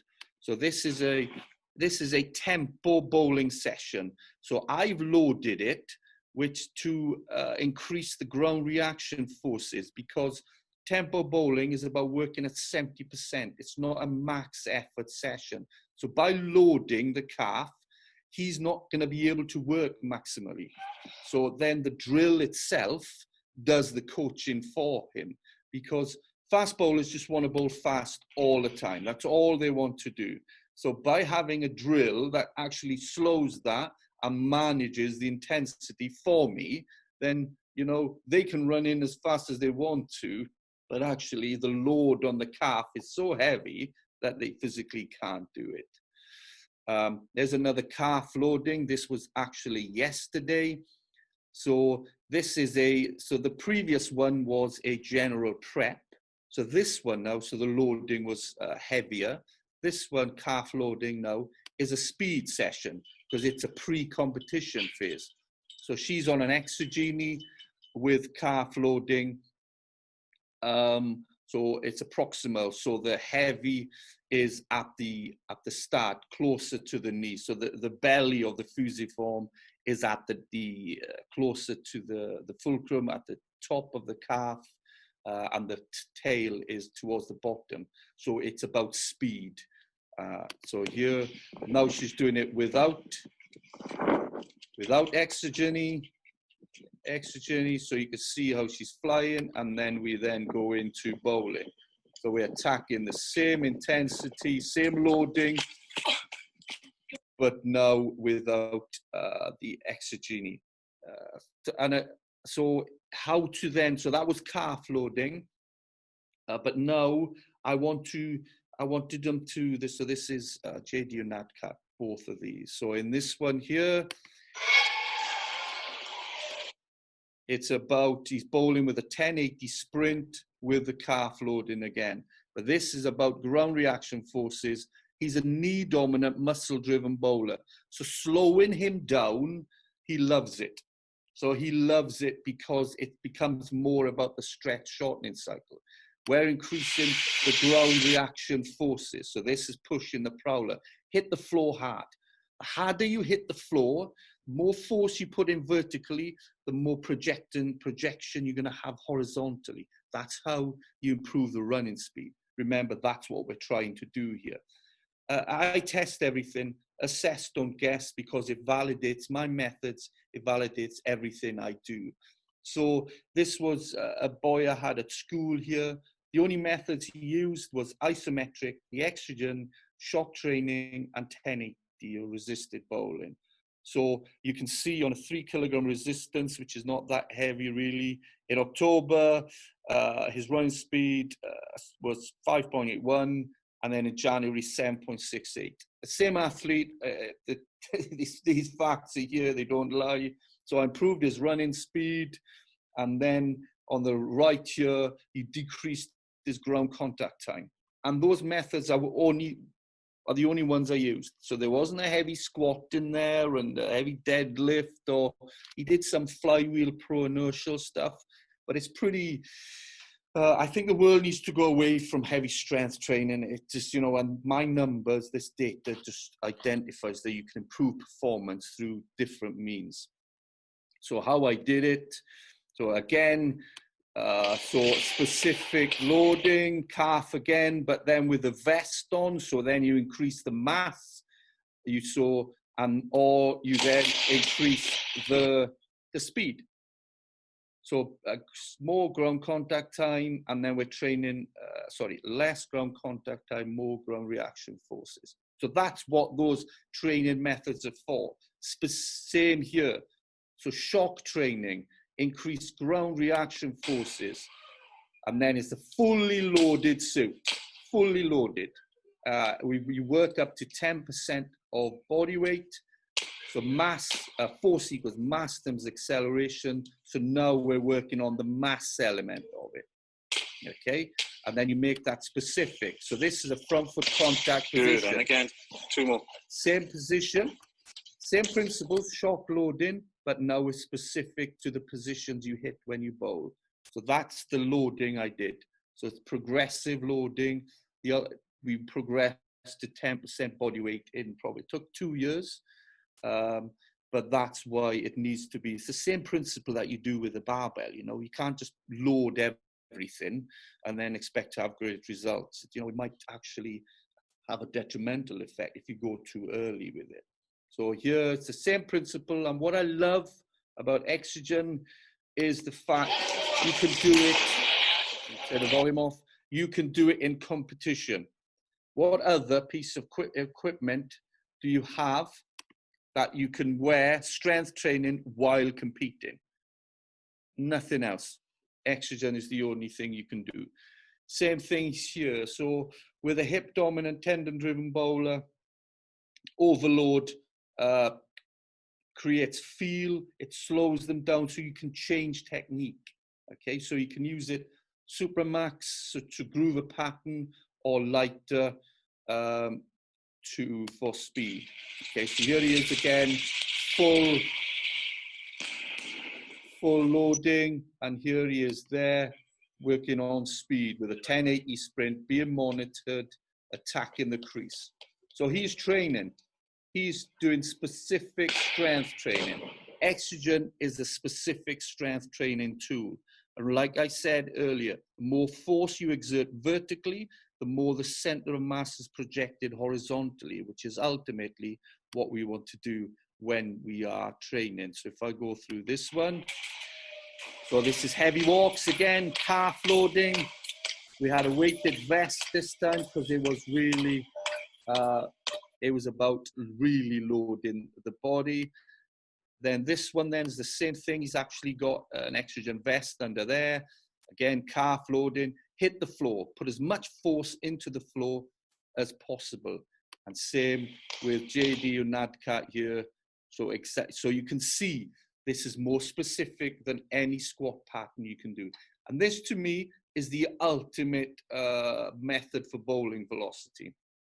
So as I said, force equals mass times acceleration. So you can have more mass or more acceleration. For me, fast bowling is more acceleration. So what I'm trying to do here, so this bowler here, okay, he's wearing a weighted vest. Actually, he's wearing an EXOGEN vest.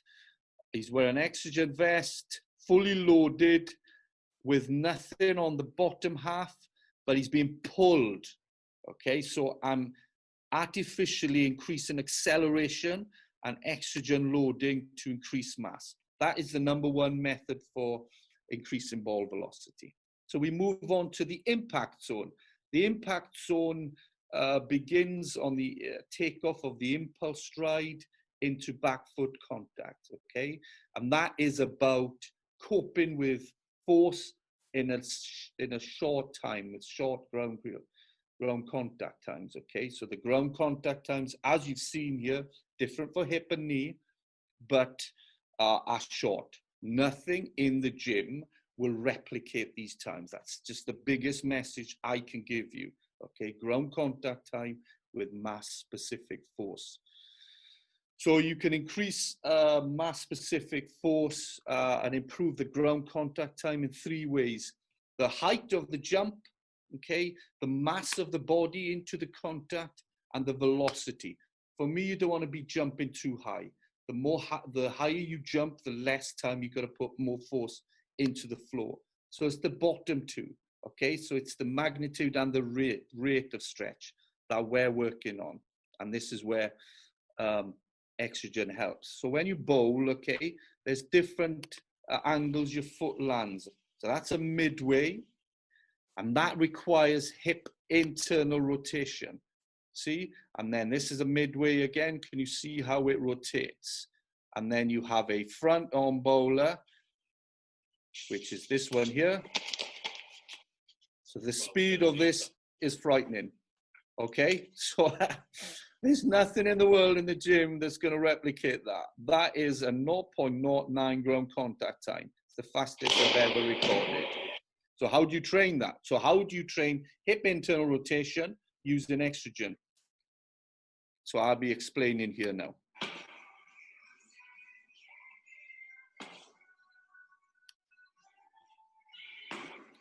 So we're loading the front leg, encourage wrist, front leg, and encouraging pre-turn hip internal rotation with the patterns we're using there. Okay, so that's that one. So hip, the fusiforms are placed in such a way that grooves a pattern. Same again here. Just for you to see how I use the EXOGEN suit and its unique internal mechanical loading system. Here's what I do with a knee dominant fast bowler. So if you notice on back foot contact, there is an internal oblique medial loading which creates overload with it grooves the pattern of internal rotation. And then on the front foot contact, it's the longitude loading. So it's actually putting the load, the belly at the bottom, furthest away from the joint, which creates more torque and in turn creates more ground reaction forces on front foot contact. So the EXOGEN is unique because you've just got to tap into your subconscious and let the drill do the work, do the technical work for you. So as you can see, so it's about, there I described how I did it, and that was Varun Aaron. So the fusiforms were doing the coaching for me. So this was yesterday again, calf loading. So this is an isometric push. Isometric, it's the #1 contraction for technical change, in my opinion, which is it's based on the scale stability model. Next, so this is, and then I'm grooving the pattern again. It's really helping internal rotation. Come back. It's pulling her around, and she didn't know that. And now we're working eccentric because we're going the other way. So in that drill itself, you can see how hard it is. We're working developmentally and performance in one drill. Okay, here it is again. The drill itself. Okay, so let the fusiforms do the coaching for you. Internal rotation of back hip, more force on front foot contact, swing leg retraction, hitting the ground hard, clawing back. Okay, and then we have a specific jump here. So he's got a full suit on here. And we're just loading the mass element of force with mass times acceleration in a specific manner.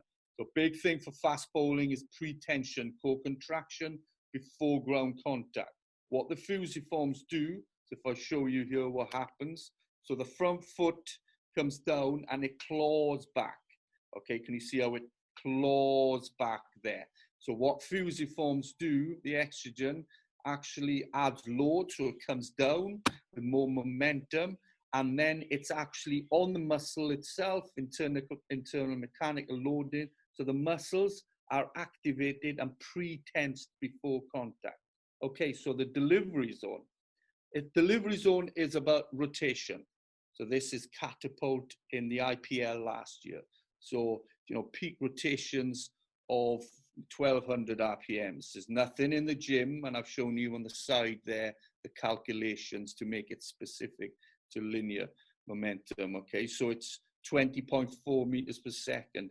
A fast medicine ball throw is about 7. So this again shows you what happens in the game cannot be trained in the gym. That's why EXOGEN, you can do what you do in a game, but just load it. That's just genius in my mind. It's awesome.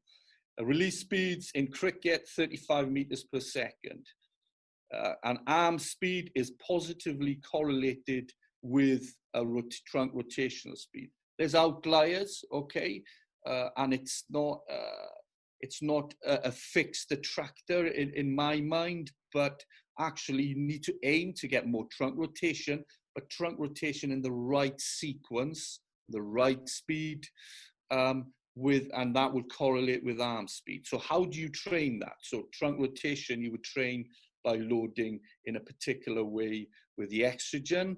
And in terms of arm speed, then I would load the bicep. So because arm speed, like in javelin here, like I said, assess, don't guess, and I test everything using motors, see how ball, and you can see the correlation between ball speed, okay, release speed, arm speed, and trunk rotation. I have the numbers to show. So how do you improve the arm speed, the shoulder rotation? So it's really important when you're bowling to hit attractor number 8, which is the contralateral extension. We need to create time on the forearm, the leading arm. So then we load the forearm, okay, like Deval Kulkarni has done there, because we needed him to feel that movement, not just let it drop with gravity and momentum. By having the fusiforms on there, it creates the feel, the proprioception, okay, of holding it, activates the muscles and the fascia system. And then on the upper arm, we're loading it because and it's important to remember there is a correct loading for forearm and bicep. So we load the bicep, and the tricep. So the heavier the upper arm here, the higher the arm speed. Research shows that, okay? So we're doing performance on your bowling arm, upper arm, and developmental on the leading arm. And let me explain here. So we're loading the bowling arm bicep to increase arm speed using the EXOGEN, and we're loading the leading arm forearm to create the feel. So we got developmental focus on the leading arm, and we've got performance focus on the bowling arm. And what other exercise can do that for you? I think that's where you're doing technical work on one side and you're doing performance work, max velocity the other side. So arm speed is important. It really is important, but it also depends on there is anatomical differences, anthropometrical differences, but ultimately all bowlers, throwers should aim to increase arm speed. So this is a kneeling constraint drill. So that the drill itself becomes the coach. By kneeling down, hip shoulder separation occurs. And now I've loaded the full body. So he's got a full arm, leading arm, it's got fusiforms, and the upper arm, we're improving arm speed. Same here. So, but he has a full suit on because he's supersetting with something else. Okay, so you can see how it can be loaded. And like I said at the start, it's the beauty of EXOGEN is the technical remapping and tapping into the subconscious mind, okay? So we've loaded here, so I've explained the loading here. So on back, and that's Ishant Sharma there. So back foot contact, there's an oblique internal loading, front foot longitudinal distal, bowling arm, neutral loading, just a load, and then the forearm, there's a distal loading, okay? And then he's holding onto a supramaximal 1.5 kilogram ball, and he's just gonna go through his action, okay? Not releasing. So that works posterior as well, and we'll rotate the cuff, because he has to decelerate. The stronger you are posteriorly, okay, the more force you're going to be able to exert going forward, because it desensitizes the Golgi tendon organ, okay? If you're not strong enough, eccentrically strong enough, that reflex, the Golgi tendon organ will switch on and stop you exerting force going forward. So this is my #1 drill for technical grooving, okay? Again, EXOGEN is key to that. So to finish, I test, okay? I know there's critics out there and they always look at numbers, but they're not, for me, I work at a school, I'm also a bowling consultant around the world. Every training session, I'm testing, okay? So on the left here, we've got, I was the guinea pig, I'm doing incline press. So when you bowl, your pecs are heavily involved, okay? So when you're doing a bench press, which is important, but not, if there's a point of diminishing returns, don't increase your strength deficit, okay? Make sure you work out your dynamic strength index. In other words, you need to make sure that the strength you have, you can use. Otherwise, it's a waste of time. So incline press. So when I did it, the pecs were sort of overrun by my stronger muscles, which were my triceps and my front delts, which not really heavily involved in bowling. But when I put a load, as you can see in that picture there, when I put a load there, immediately it activated the pec muscles. So the second one down here. So this is without load, and that is with EXOGEN, okay? And that to me is outstanding. So straight away, by proprioceptive, by activating the muscles on the pecs, straight away they're working, and then adding load to it. So now I know that what I'm doing in the gym is actually going to transfer.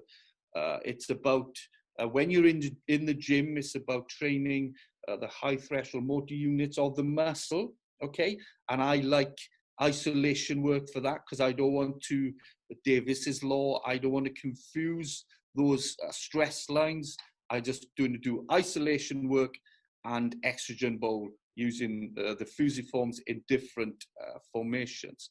And then the second one here was sprinting. It's about sharing. It's about spreading the load. If you have weak hamstrings, you load it up. Okay, you load it in a certain way. Or if your calves, if you lack sort of that swing leg retraction, that stiffness on contact. So that's what I did. That second one, and then furthest one then was an eye opener for me really. Using the Athos Live, so these are Athos Live, the Surface EMGs. So on the final one on the right, I loaded myself up there with a full body suit, and I bowled, and actually it mapped me, it grooved me into a more efficient, body craves efficiency, more efficient kinematics, bowling action, and I actually bowled faster with the suit on.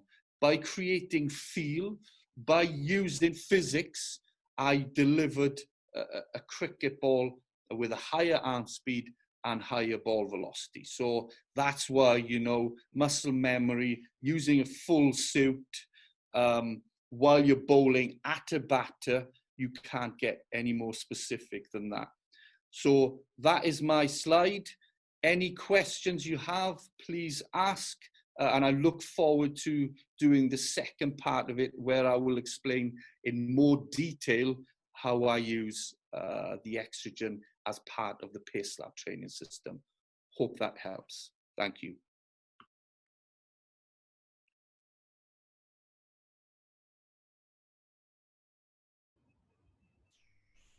Hi, everybody.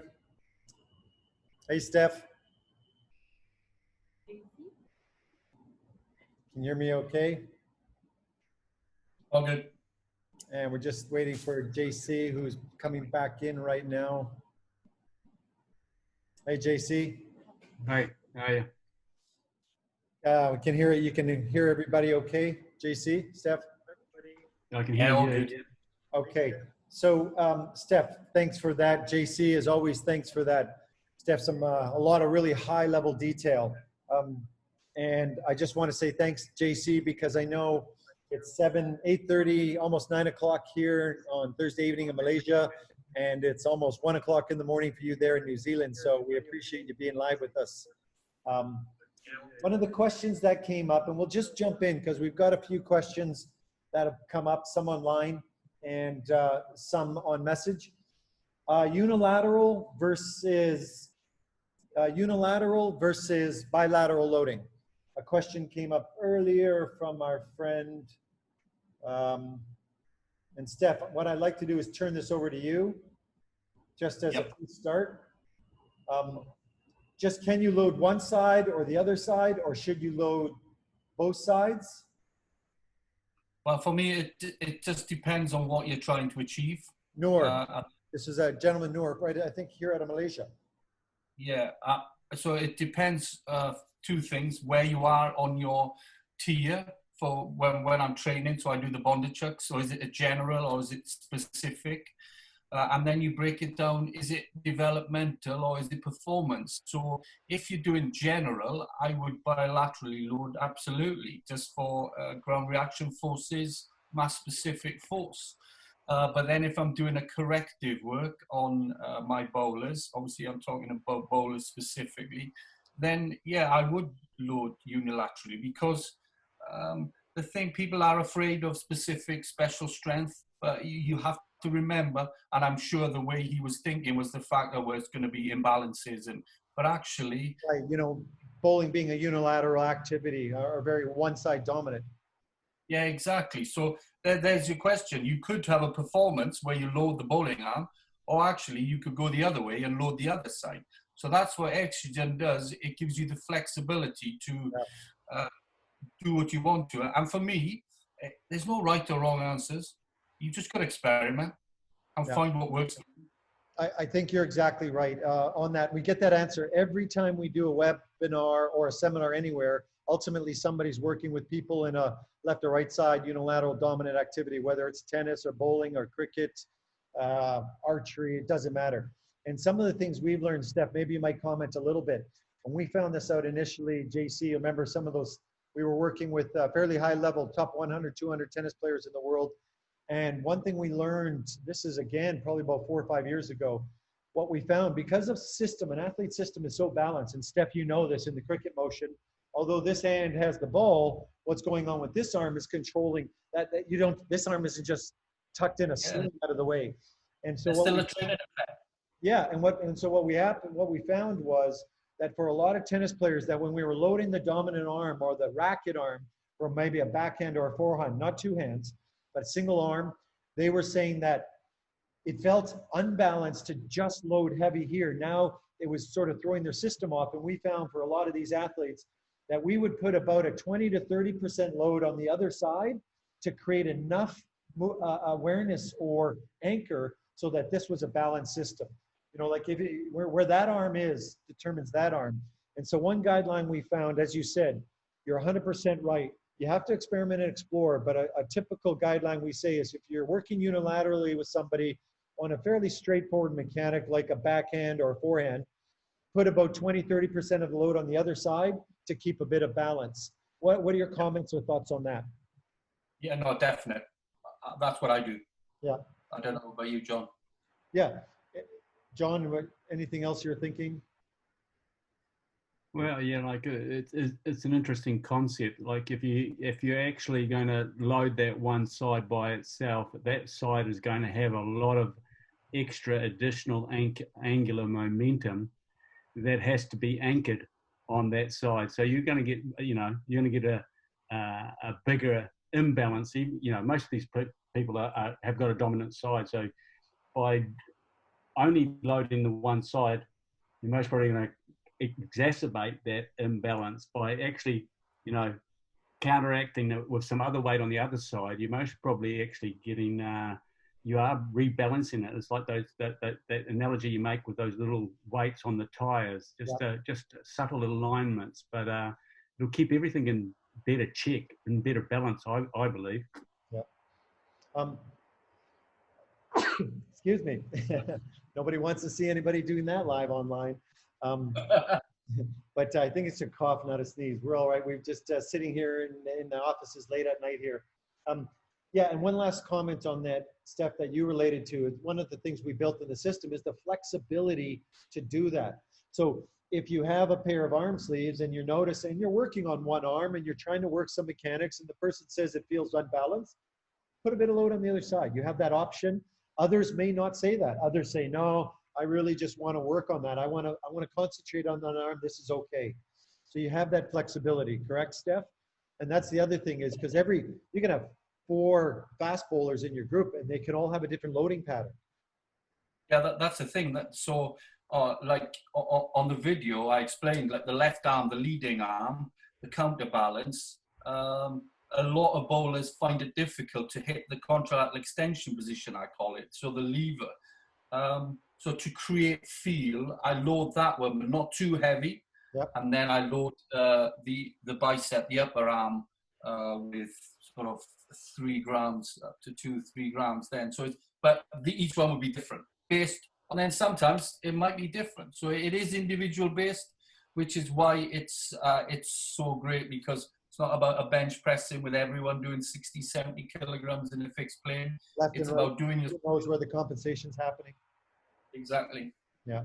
Yeah, so just for the listeners and for our friends who asked that question, one thing we found is light load in the range of about 30% on the contralateral side when you're working on a dominant activity seems to balance that out. But again, when you explore, you'll find that. And the great thing is the athlete feels it immediately. They'll say yes, no, a little bit more, a little less. It sounds complicated on this, but really, as you would probably express, Steph, it's a feeling that people pick up quick, correct? Yeah, but the thing with it is the bowlers, I've not had a bowler tell me they don't like it. Ultimately, that's what we do as a coach, isn't it? We design drills for the fast bowler or whatever athlete to want to embrace it. Soon as they have that buy-in, they're going to learn better. Yeah. And straight away, they like it. You know, all the names, and there's not one of them that goes, "Oh, actually that." I know the concern would be coordination, and it's totally different to a super heavy ball. It's a totally different feeling and a training effect. And let me ask you this. How many guys say the same thing about heavy squats or power cleans? I've had a lot of athletes say, Coach, do I really have to do that? But not many athletes say, I don't want to play my sport. Yeah. Yeah. Okay, another couple of questions that are coming in. Now there's quite a few. Somebody was asking about how do you train with the suit with EXOGEN for under 16s? I think the real question they have is how do you train with it with the youth athlete? Is there a difference? You know, Steph, you had a lot of mix in your slides there, and you've worked with players from kids, even your own daughter, up to some of the very best fast bowlers in the world. What's your thoughts on the tool through different age groups? Again, it's percentage on their body weight, isn't it? So yes. I wouldn't put the same amount of weight on my daughter Neris as I would on myself. So it's a percentage of the body weight. And again, for me, age is just a number. If they've seen me coach my daughters, and if they can do a movement, if they fundamentally can move, then they're ready for overload. Yeah. And so the thing is, an EXOGEN is the safest form of overload because you're doing your skill. You're not getting a barbell on your back or pulling a weight from the floor, which they'll expect to do. But for me, a safe, specific, transferable overload, sort of catering for the Davis law, which I'm big on at the minute, and the fascia. What's beautiful about EXOGEN is the respect for the fascia system. Yeah, and to add mine to the under 16s, you know, even JC, you've seen, we've used it with many youth athletes in New Zealand from 12, 13, 14-year-old age group, tennis athletes all the way up. We haven't seen that there is a separate protocol for young athletes, but it's the same thing with any type of loading and activity. Obviously, they're young athletes. You want to keep the movement quality is number one. Keep it light and focus on good technique and balance, because you're not trying to turn a 16-year-old into a fast bowler. You're trying to turn them into a good bowler, and speed comes. So just as with any resistance tool, be smart, load smart, consider the age and the training age of the athlete. Is that a fair statement? Yeah, training age is key to me, not chronological age. Yeah. Always training age. Yeah, and JC, like you said, think of all those studies we've got Argentinian youth athletes in soccer, the very best in the world, under 15, 16, 17s training with it. And they're pushing with it, but with a light weight. With, you know, we modified, or we certainly selected loading in those studies that were age appropriate, which means light. Yeah? Fair enough, JC? Yeah, Okay. absolutely. Okay, there's a lot of questions coming in. This is from Aman Kumar. Does this replace gym or weightlifting? That kind of goes back to what you and I were talking about, where traditional resistance training fits in with something like wearable specific. Steph, what's your take? It's the icing on the cake. It's the foundation will always be but remember, the foundation is as an athlete. So everyone needs to, whatever, I got my things about squat, but you trap bar, deadlift, your lunge, it's not hard to get someone strong. It really isn't. And that is the foundation for everyone as an athlete. But then, that's why I like Bondarchuk. The EXOGEN comes in at the competitive and the specific tier. So so if you go for, this is how the analogy I use is that, so you have the gym, just basic gym, and then you have the field, the cricket, the bowling. EXOGEN is the bridge in between. Yeah. And to guarantee a transfer of training, you have to walk on that bridge. Ultimately, you will look like Tarzan, but bowl like Jane. You know, with these guys who just look awesome in the gym, but doesn't transfer to bowling, a bit like me now, to be honest. I'm bowling backwards. Right. But that's where I see it. You know, it's funny you say that. I mean, as you know, I'm a boxer now, and man, you don't judge who's going to win a fight before the fight starts. The guy that looks great, all of a sudden finds himself in a world of trouble against a technical athlete. In a lot of sports, it's the same. So adding to that, it's a tool in the toolbox. It doesn't replace those tools if you need that. If you've got somebody that needs good base strength in the hips and they're an athlete where they need muscle size, then you're going to need to do some traditional resistance at the right time in the season. But just understand, that's not going to make them a fast bowler. That's a base foundation they may need. But like you said, if you want to be a fast bowler or a speed athlete, you've got to get that into your sport-specific movement. And EXOGEN, I'm the guy who created it. And I didn't create it to be a replacement for the gym. I created it because we didn't have a great way to transfer all of that into that final picture. So it's a tool in the toolbox, correct? Yeah, ultimately it's about the transfer of training.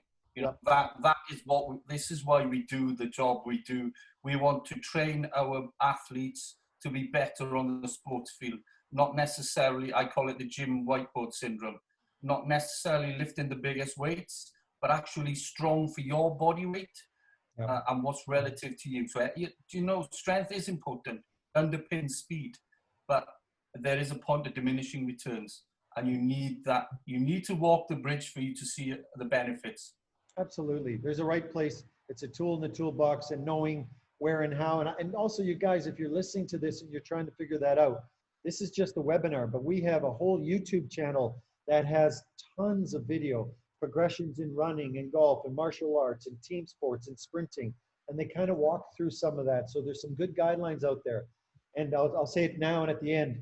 And if you want to get a little more knowledge specifically in cricket, follow Steph's Instagram. There are posts weekly on wearable resistance along with training in general for cricket. So jumping into the next question, two parts. Pujan, in India, he said kids below 16 don't use the gym here ever. For them, it's all about running on the grounds. Can EXOGEN be used as a replacement for the gym? You know, you've been to India, I've been to India, but you've worked there for a considerable amount of time. Yeah, is EXOGEN a tool? We get a lot of athletes, especially now during COVID, that are bringing something like EXOGEN, and because it's portable, because you can take it and play your sport and supplement the absence of, say, a gym or other activity. What are your thoughts there, Steph? Yeah, having spent a lot of time in India, and I love India, what I found, and this is no disrespect to anyone, is that the mentality and the work ethic of Indian fast bowlers is unmatched. It's extraordinary. And most of them have hip dominance. And by that, I mean their pattern, their fascia, their stress lines have been developed so they don't flex on back knee a lot. So that's a hip dominant. But to get the benefit of not spending a long time on back foot, you need to be an athlete. You need stiffness. You need the reactivity. You need power. You need speed. And so I did a post a couple of days ago, actually. If you're someone who just bowls and expects to get better, that's not going to happen. Okay, yeah. You've hit your pace ceiling. Or if you're someone who just goes to the gym and does bicep curls and bench, that's not going to work. That's why you need to go where you haven't been before, and then use the exogen to transfer. My feeling, exogen, so wearing that for fast bowling will be far better when it's built on a more athletic base. Yep, 100%. There's a second part to that question about the grounds being tough in a lot of places in India, from Pujan as well, where the ankle stiffness wouldn't develop as compared to beach running. But what are the alternatives to develop strength? Again, that starts to become a general question. It's not really in the realm of what we're talking about here. But he's answered his own question there, with all due respect, that the uneven surface will create stiffness. By the variability and the difference in height, you train core contractions. So that's why a lot of Indian fast bowlers are hip dominant, because of the uneven of the surface. So you've answered your own question, Evan. Okay, there's a question, good question. To be honest, I just want to make a shout out to everybody watching in India. We're getting a ton of very high level, great questions. I don't know if we'll have time to answer them all, but we're going to take a look at them even after the webinar and put some of the information out on our Facebook and Instagram. So if your question doesn't get answered here, check it back to our page in the next 24 hours and we'll put some of these down in a list, because there's a lot of them and it's great. This is a couple more. Sarju, he just simply said, it's a comment, but don't we need to be strong enough to exert higher amounts of force in small amount of time? So he's talking about power. And basically, how much strength is enough for power?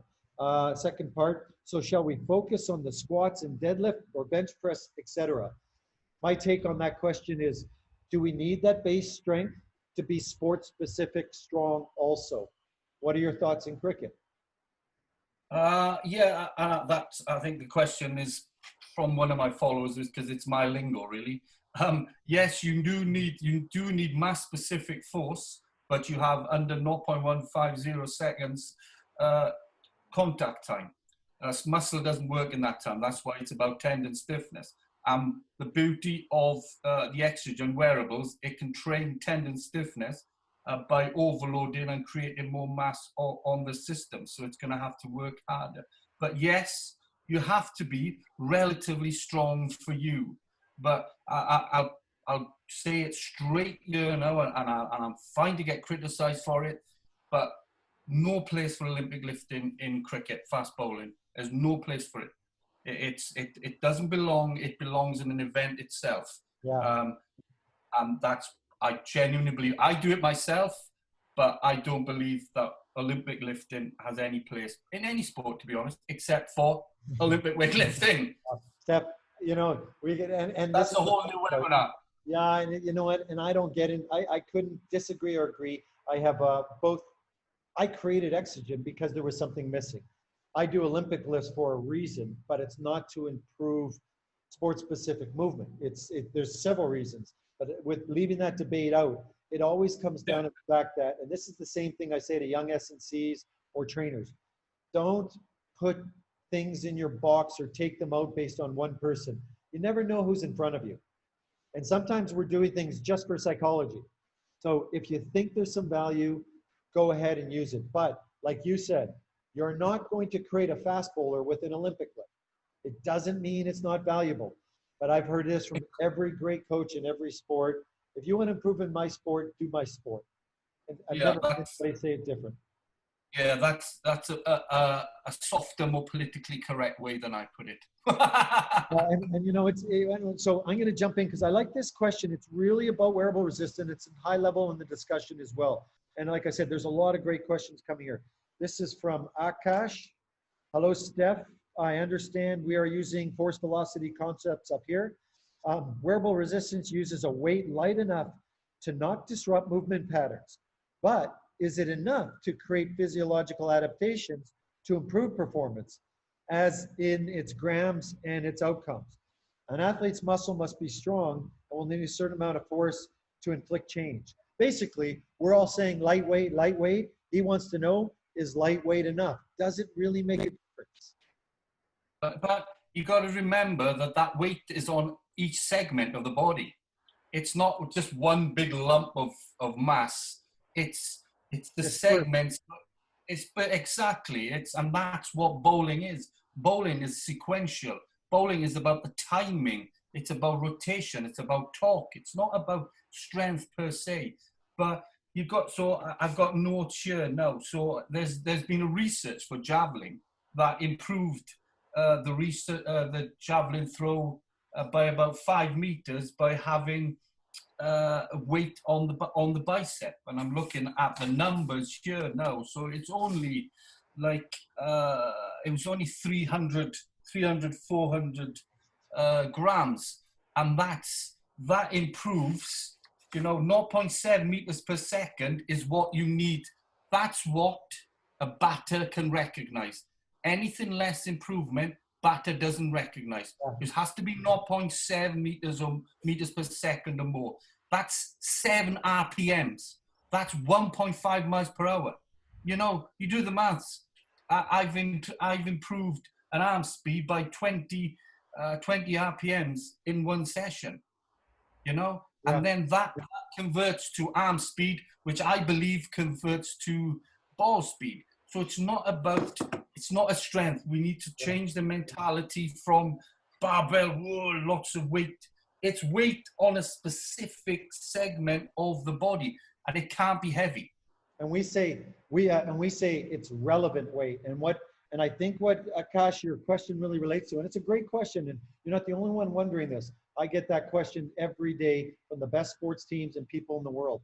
And I'll tell you this, I've been working on this 17 years. That's the first people I worked with were sprinters. I was preparing them for the Athens Olympics. So I was training some of the fastest people in the world. And what I noticed, one of the things that shocked me when I was working on early prototypes, and Steph, you've seen this, when athletes are allowed to self-select loads for sport movement, it is lighter than anything we ever imagined. One of the challenges I had developing the suit was I thought, like you, like everybody in our field, oh gosh, I'm putting ounces and grams on people. It's not enough. Literally years of this. And I was thinking, I need heavier weights. I need heavier weight vests. Ankle weights are 1 kilo and 2 kilo. Well, no one's going to wear 200 grams. And then I started putting it, as a high performance guy, I literally have access to some of the best athletes in the world. And I started putting it on them, and they were self-selecting loads that nobody dreamed of. And I remember world #1 Malaysian badminton, Lee Chong Wei. Indians would probably know Lee Chong Wei. They've got a very high-level badminton program. I've been out there with the Prakash Budakon Badminton Academy in 2000 when I was out doing some consulting. He was using a 5 kilo weighted vest, Steph, on court for what's called high-speed shuttle drills. This is the fastest movements they work on in singles. And singles badminton guys are they're like cats. When we brought out the vest, the coach wanted a 5 kilo vest on him. So we put 5 kilos on the top. And Chong Wei didn't want that, but he did it out of respect for the coach. He went out by high-speed shuttle drill, 4 coaches sending him shuttles nonstop. Within 30 seconds, 60 seconds, he comes back and he just said no. He starts stripping off weight. And this is not world #1. He just says no. And he stripped down, and guess how much weight he ended up with? And he called this a training weight. 500 grams. He had 500 grams on his body. And you said dispersed. He had a couple here, 1 here. And he said straight out, he goes, Joe, I'm on the court. I don't want the gym here. I want badminton. This weight pushes me for badminton. This is for badminton. And I remember looking at him thinking, and I learned, and I was like, 500 grams is a training load for speed. And this guy can squat 200 kilos. But a training load for speed was 500 grams. Now you've got the same story to share in cricket. Yeah, definitely. It's just a differentiation between gym. Okay, nothing we do in the gym will replicate what we're going to do in the field. Okay, but the closest thing to overloading specific special strength is wearables. it is as simple as that, is the LILA exogen suit. But I agree that overload you need in the gym is important, and all the scientific science behind that. But yeah. So again, the answer is, and just to share one more thing on that question, we've got probably 8 to 12 of the top Asian world records that people have done set with exogen. And when I say set with it, of course, it's a part of it, but it was that 1 or 2% that people brought it in to push things over the edge. We are seeing the performance change that lightweight is able to create. And I got to be honest, that's what's been the most exciting thing. As a guy who spent his life working in professional sports back in North America with clean squats and bench, you know, I was fascinated to see everybody going light. We're going to go with just one more question, Steph, because it's getting on. And this is one from Josh Target. And we are going to answer this one. Is the aim of this loading to load the agonist or the antagonist of the desired movement? Oh, great question. Example, to groove more internal rotation, would you load the internal rotators to assist? This guy, I like this guy. Would you load the internal rotators to assist, or would you load the external rotators to resist the movement? Josh, you're a genius. Some people take years to figure that out. But Steph, why don't you answer? Yeah. The assistive load versus resistive. It depends. It depends what you're trying to. It depends what you're trying to do. And good question, Josh. You've obviously learned following my posts. It depends if you want to groove a pattern through overload or remapping, and then you can do a phase of it's like overspeed, assisted work. Then you're creating. So there we go. Force equals mass times acceleration. To begin with, you increase the mass, so you make it harder. And then to finish it off, to replicate more of the speeds for a better, more direct transfer of training, you assist. So you create more speed. So that's how I would do it. I'd go more M first, then I would do more A to finish with. But it does depend, again, on what you're trying to do with the core contractions and everything. But that is a webinar in itself, you know. You're trying to create a feel by activating the core contractors, but it depends what you're trying to do. Yeah, Steph, 100%. And Josh, like I said, it's such a high level question. And we're having conversations because of the technology that we've never had before. What you're essentially asking now, and this is what's cool, this is my final take. I created it to be a gym tool. To be honest, I didn't create it with all this in mind. I was just trying to find a way, like Steph said, to walk over that bridge, you know, turn what we do in the gym a little more specific. But once we started putting weight on the body, we started realizing we were doing things to mechanics no one had ever really thought of. And we're seeing it so tied into the skill and the coaching of the sport that it's as important. And it's such a great communication tool. I'll finish with this sample yesterday. I was with the former, he's one of Asia's top golfers, a highly specific movement. And as you know, Steph, in golf, it's all rotations. We were working with the guy who had a problem. He was, like I said, a PGA Tour golfer, one of Asia's top golfers, and he had a problem in his lower back. One area he feel, and this was specifically for him, and he said, I've got to become more aware of my left side lower back because I'm not using it enough in my rotation, and I'm ending up dominating on the right and collapsing. Now for him, that's a minute movement, but he knew the difference. So there is, I don't know if we can do that. Yeah. Now. Yeah. Okay, I'm just going to leave that there. So we loaded on that right side. Now we put it on the right side. He said, I got to be more aware and activate, the left side. So and I've done this with a number of athletes. I took the load and I physically put it right over the area that he said he wants to activate. Now think about a coach. What is the first thing you do, Steph, when you have an athlete who isn't aware of the area you want to use? What's the first thing you put on it? Your hand. Great feel. Yeah, you want to feel it. You want them to connect. And so, but I can't leave my hand there while he's swinging, but I can leave the load there. So we put those loads into that pattern, and I didn't know if it would work. And I said, let's get you to swing. Now we're talking about one of the best golfers in the world here, a top 100 guy. And he was swinging. He said, oh yeah, that makes me really aware of that area. So I said, you can feel it now. And he said, let's take that load off. And then he swung and he goes, yeah, now I'm more aware. So the assistive load creates awareness. When you have an athlete who has difficulty, correct, Steph? Yeah, definitely. It is, and that's how I create change, is to create feel. And remember as well, I find that the more athletic, hip, tendon-driven guys are actually better at technical work because of the fascia. There's 10 times more proprioception with fascia. So that's why the load on a key area for them actually work. And that's what Craig, one of the bowlers in there, it's just creating feel, proprioception, letting the drill, your subconscious code doing the coaching. Because like you said, proprioception and feel. If the athlete doesn't connect to the movement, then don't load him ever. No coach in the world wants you to load a movement pattern that's already got a problem. And so when we have somebody who says, yeah, I don't really feel that engagement, I'm not feeling my hip, we work on that feeling first. But Josh, to go back to your question, but the ultimate answer, the athlete has to self-correct. And that means then the load has to be in the opposite position so that they're working against it. And there's that same photo, and that's the load now on the other side.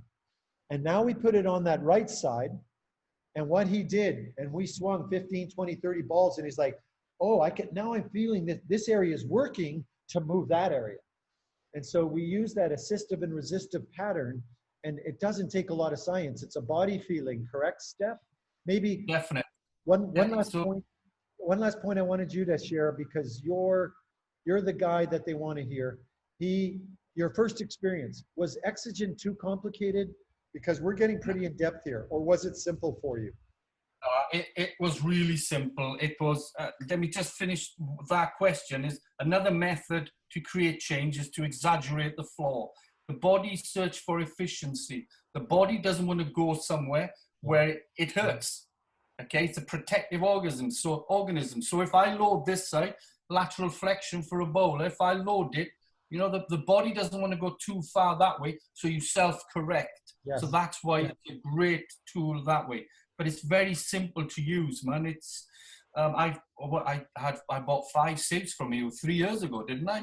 Took a punt on it, and it's all about 20 of the bowlers I've had the experience now, and it is the future. Like I said with my opening, the future is light, and especially for a highly coordinating skill like fast bowling. Nothing in the gym would, despite what your S&Cs might tell you, will ever replicate the speeds that happen on a cricket field. Yeah, in any sport, baseball, throwing, running, sprinting, football, rugby, swimming, you name it. The real sport happens pretty fast. And I think people have to remember that. And lightweight in a fast movement is lighter than we ever really thought. Absolutely. Okay, you guys, well, a couple of things, Steph, just so everybody knows, John Cronin they had a power outage there in the hills in Taronga, where he's got his nice cabin and retreat that he works out of. So he apologized online that he got kicked out of the system. The Kiwis, maybe they need to work on that power grid out down there. But I just yeah, they got to stop you powering it by sheep manure. I'm just kidding, my Kiwi friends. Everybody, I just want to say thanks so much. Like I said, for those of you who put questions in here, we'll answer them online. Give us 24 hours to do that. We really appreciate that you took the time. I want to thank you, especially Steph. You were the star today. I want to thank you for supporting me and the company for as long as you have. And like I said, Steph started out 2-3 years ago on a whim and a guy who saw something of value, and we're now working together with some of the best cricketers in the world. Steph is also our cricket master coach. He's the only guy certified to teach our LBRT program for cricket. And that we're going to be talking about the online short course for cricket in the next little while. Anybody who participated in this webinar, we'll send you out a link for that and an invite once Steph and I work out the details. So please stay tuned to your email. Always check your spam too, I've been told. I also like to thank John Cronin. Sorry, I would just want to say too, make sure you follow Steph's Instagram.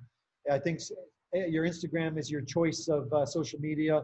It really is your strength, and I've watched it grow, and I congratulate you on that.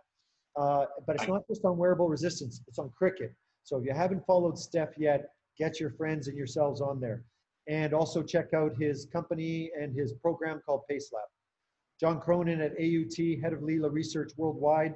Follow John on LinkedIn.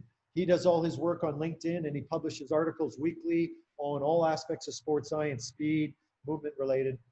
And lastly, don't forget to follow LILA. Follow us on our Facebook and Instagram. The link is in your description box. And if you want to start with your EXOGEN experience, you're lucky, because if you joined us today, we can, through Pace Lab and through Steff, invite you to use the Steff's exclusive code. It's SJWEB, SJWEB. And that code's going to be open for the next 72 hours, 3 days, for a great discount plus free international shipping. And we focus, like I said, you don't need full suits. Get started with basic combo. A pair of calf sleeves or forearm, or what we call the cricket combo, is just those 2 pieces. And Steff, that's going to cover a heck of a lot of your needs for bowling, for cricket in general. Yeah, definitely. That's all I use. Yep. Now, for everybody else, as I mentioned, thank you again for joining. We're going to be sending out a message about the Level 1 short course, which is going to teach you, answer all those questions and teach you how to use wearable resistance in cricket, so that you can walk away understanding what to do with the product that you have. And our next webinar series, we got some excitement too. I don't know if you're interested, but we're always high level. Last month we had the Minnesota Vikings. Now we've got Steff at the world cricket level. And in a month's time, we're gonna have the Golden State Warriors with us, members of the high performance team there, talking about EXOGEN with top basketball players like Steph Curry, and at the various highest levels of basketball. So, you know, LILA's continuing to push the envelope. We're legit. We want the sports science and the research to be our mantra. And that's why we're excited to have people like Steff sharing not just their experience, but their coaching knowledge. And again, Steff, thanks so much for everything. Pleasure, man. It's been a pleasure. Cheers. Keep going. And everybody have a nice evening. And we'll talk to everybody soon. Check us out. Ciao.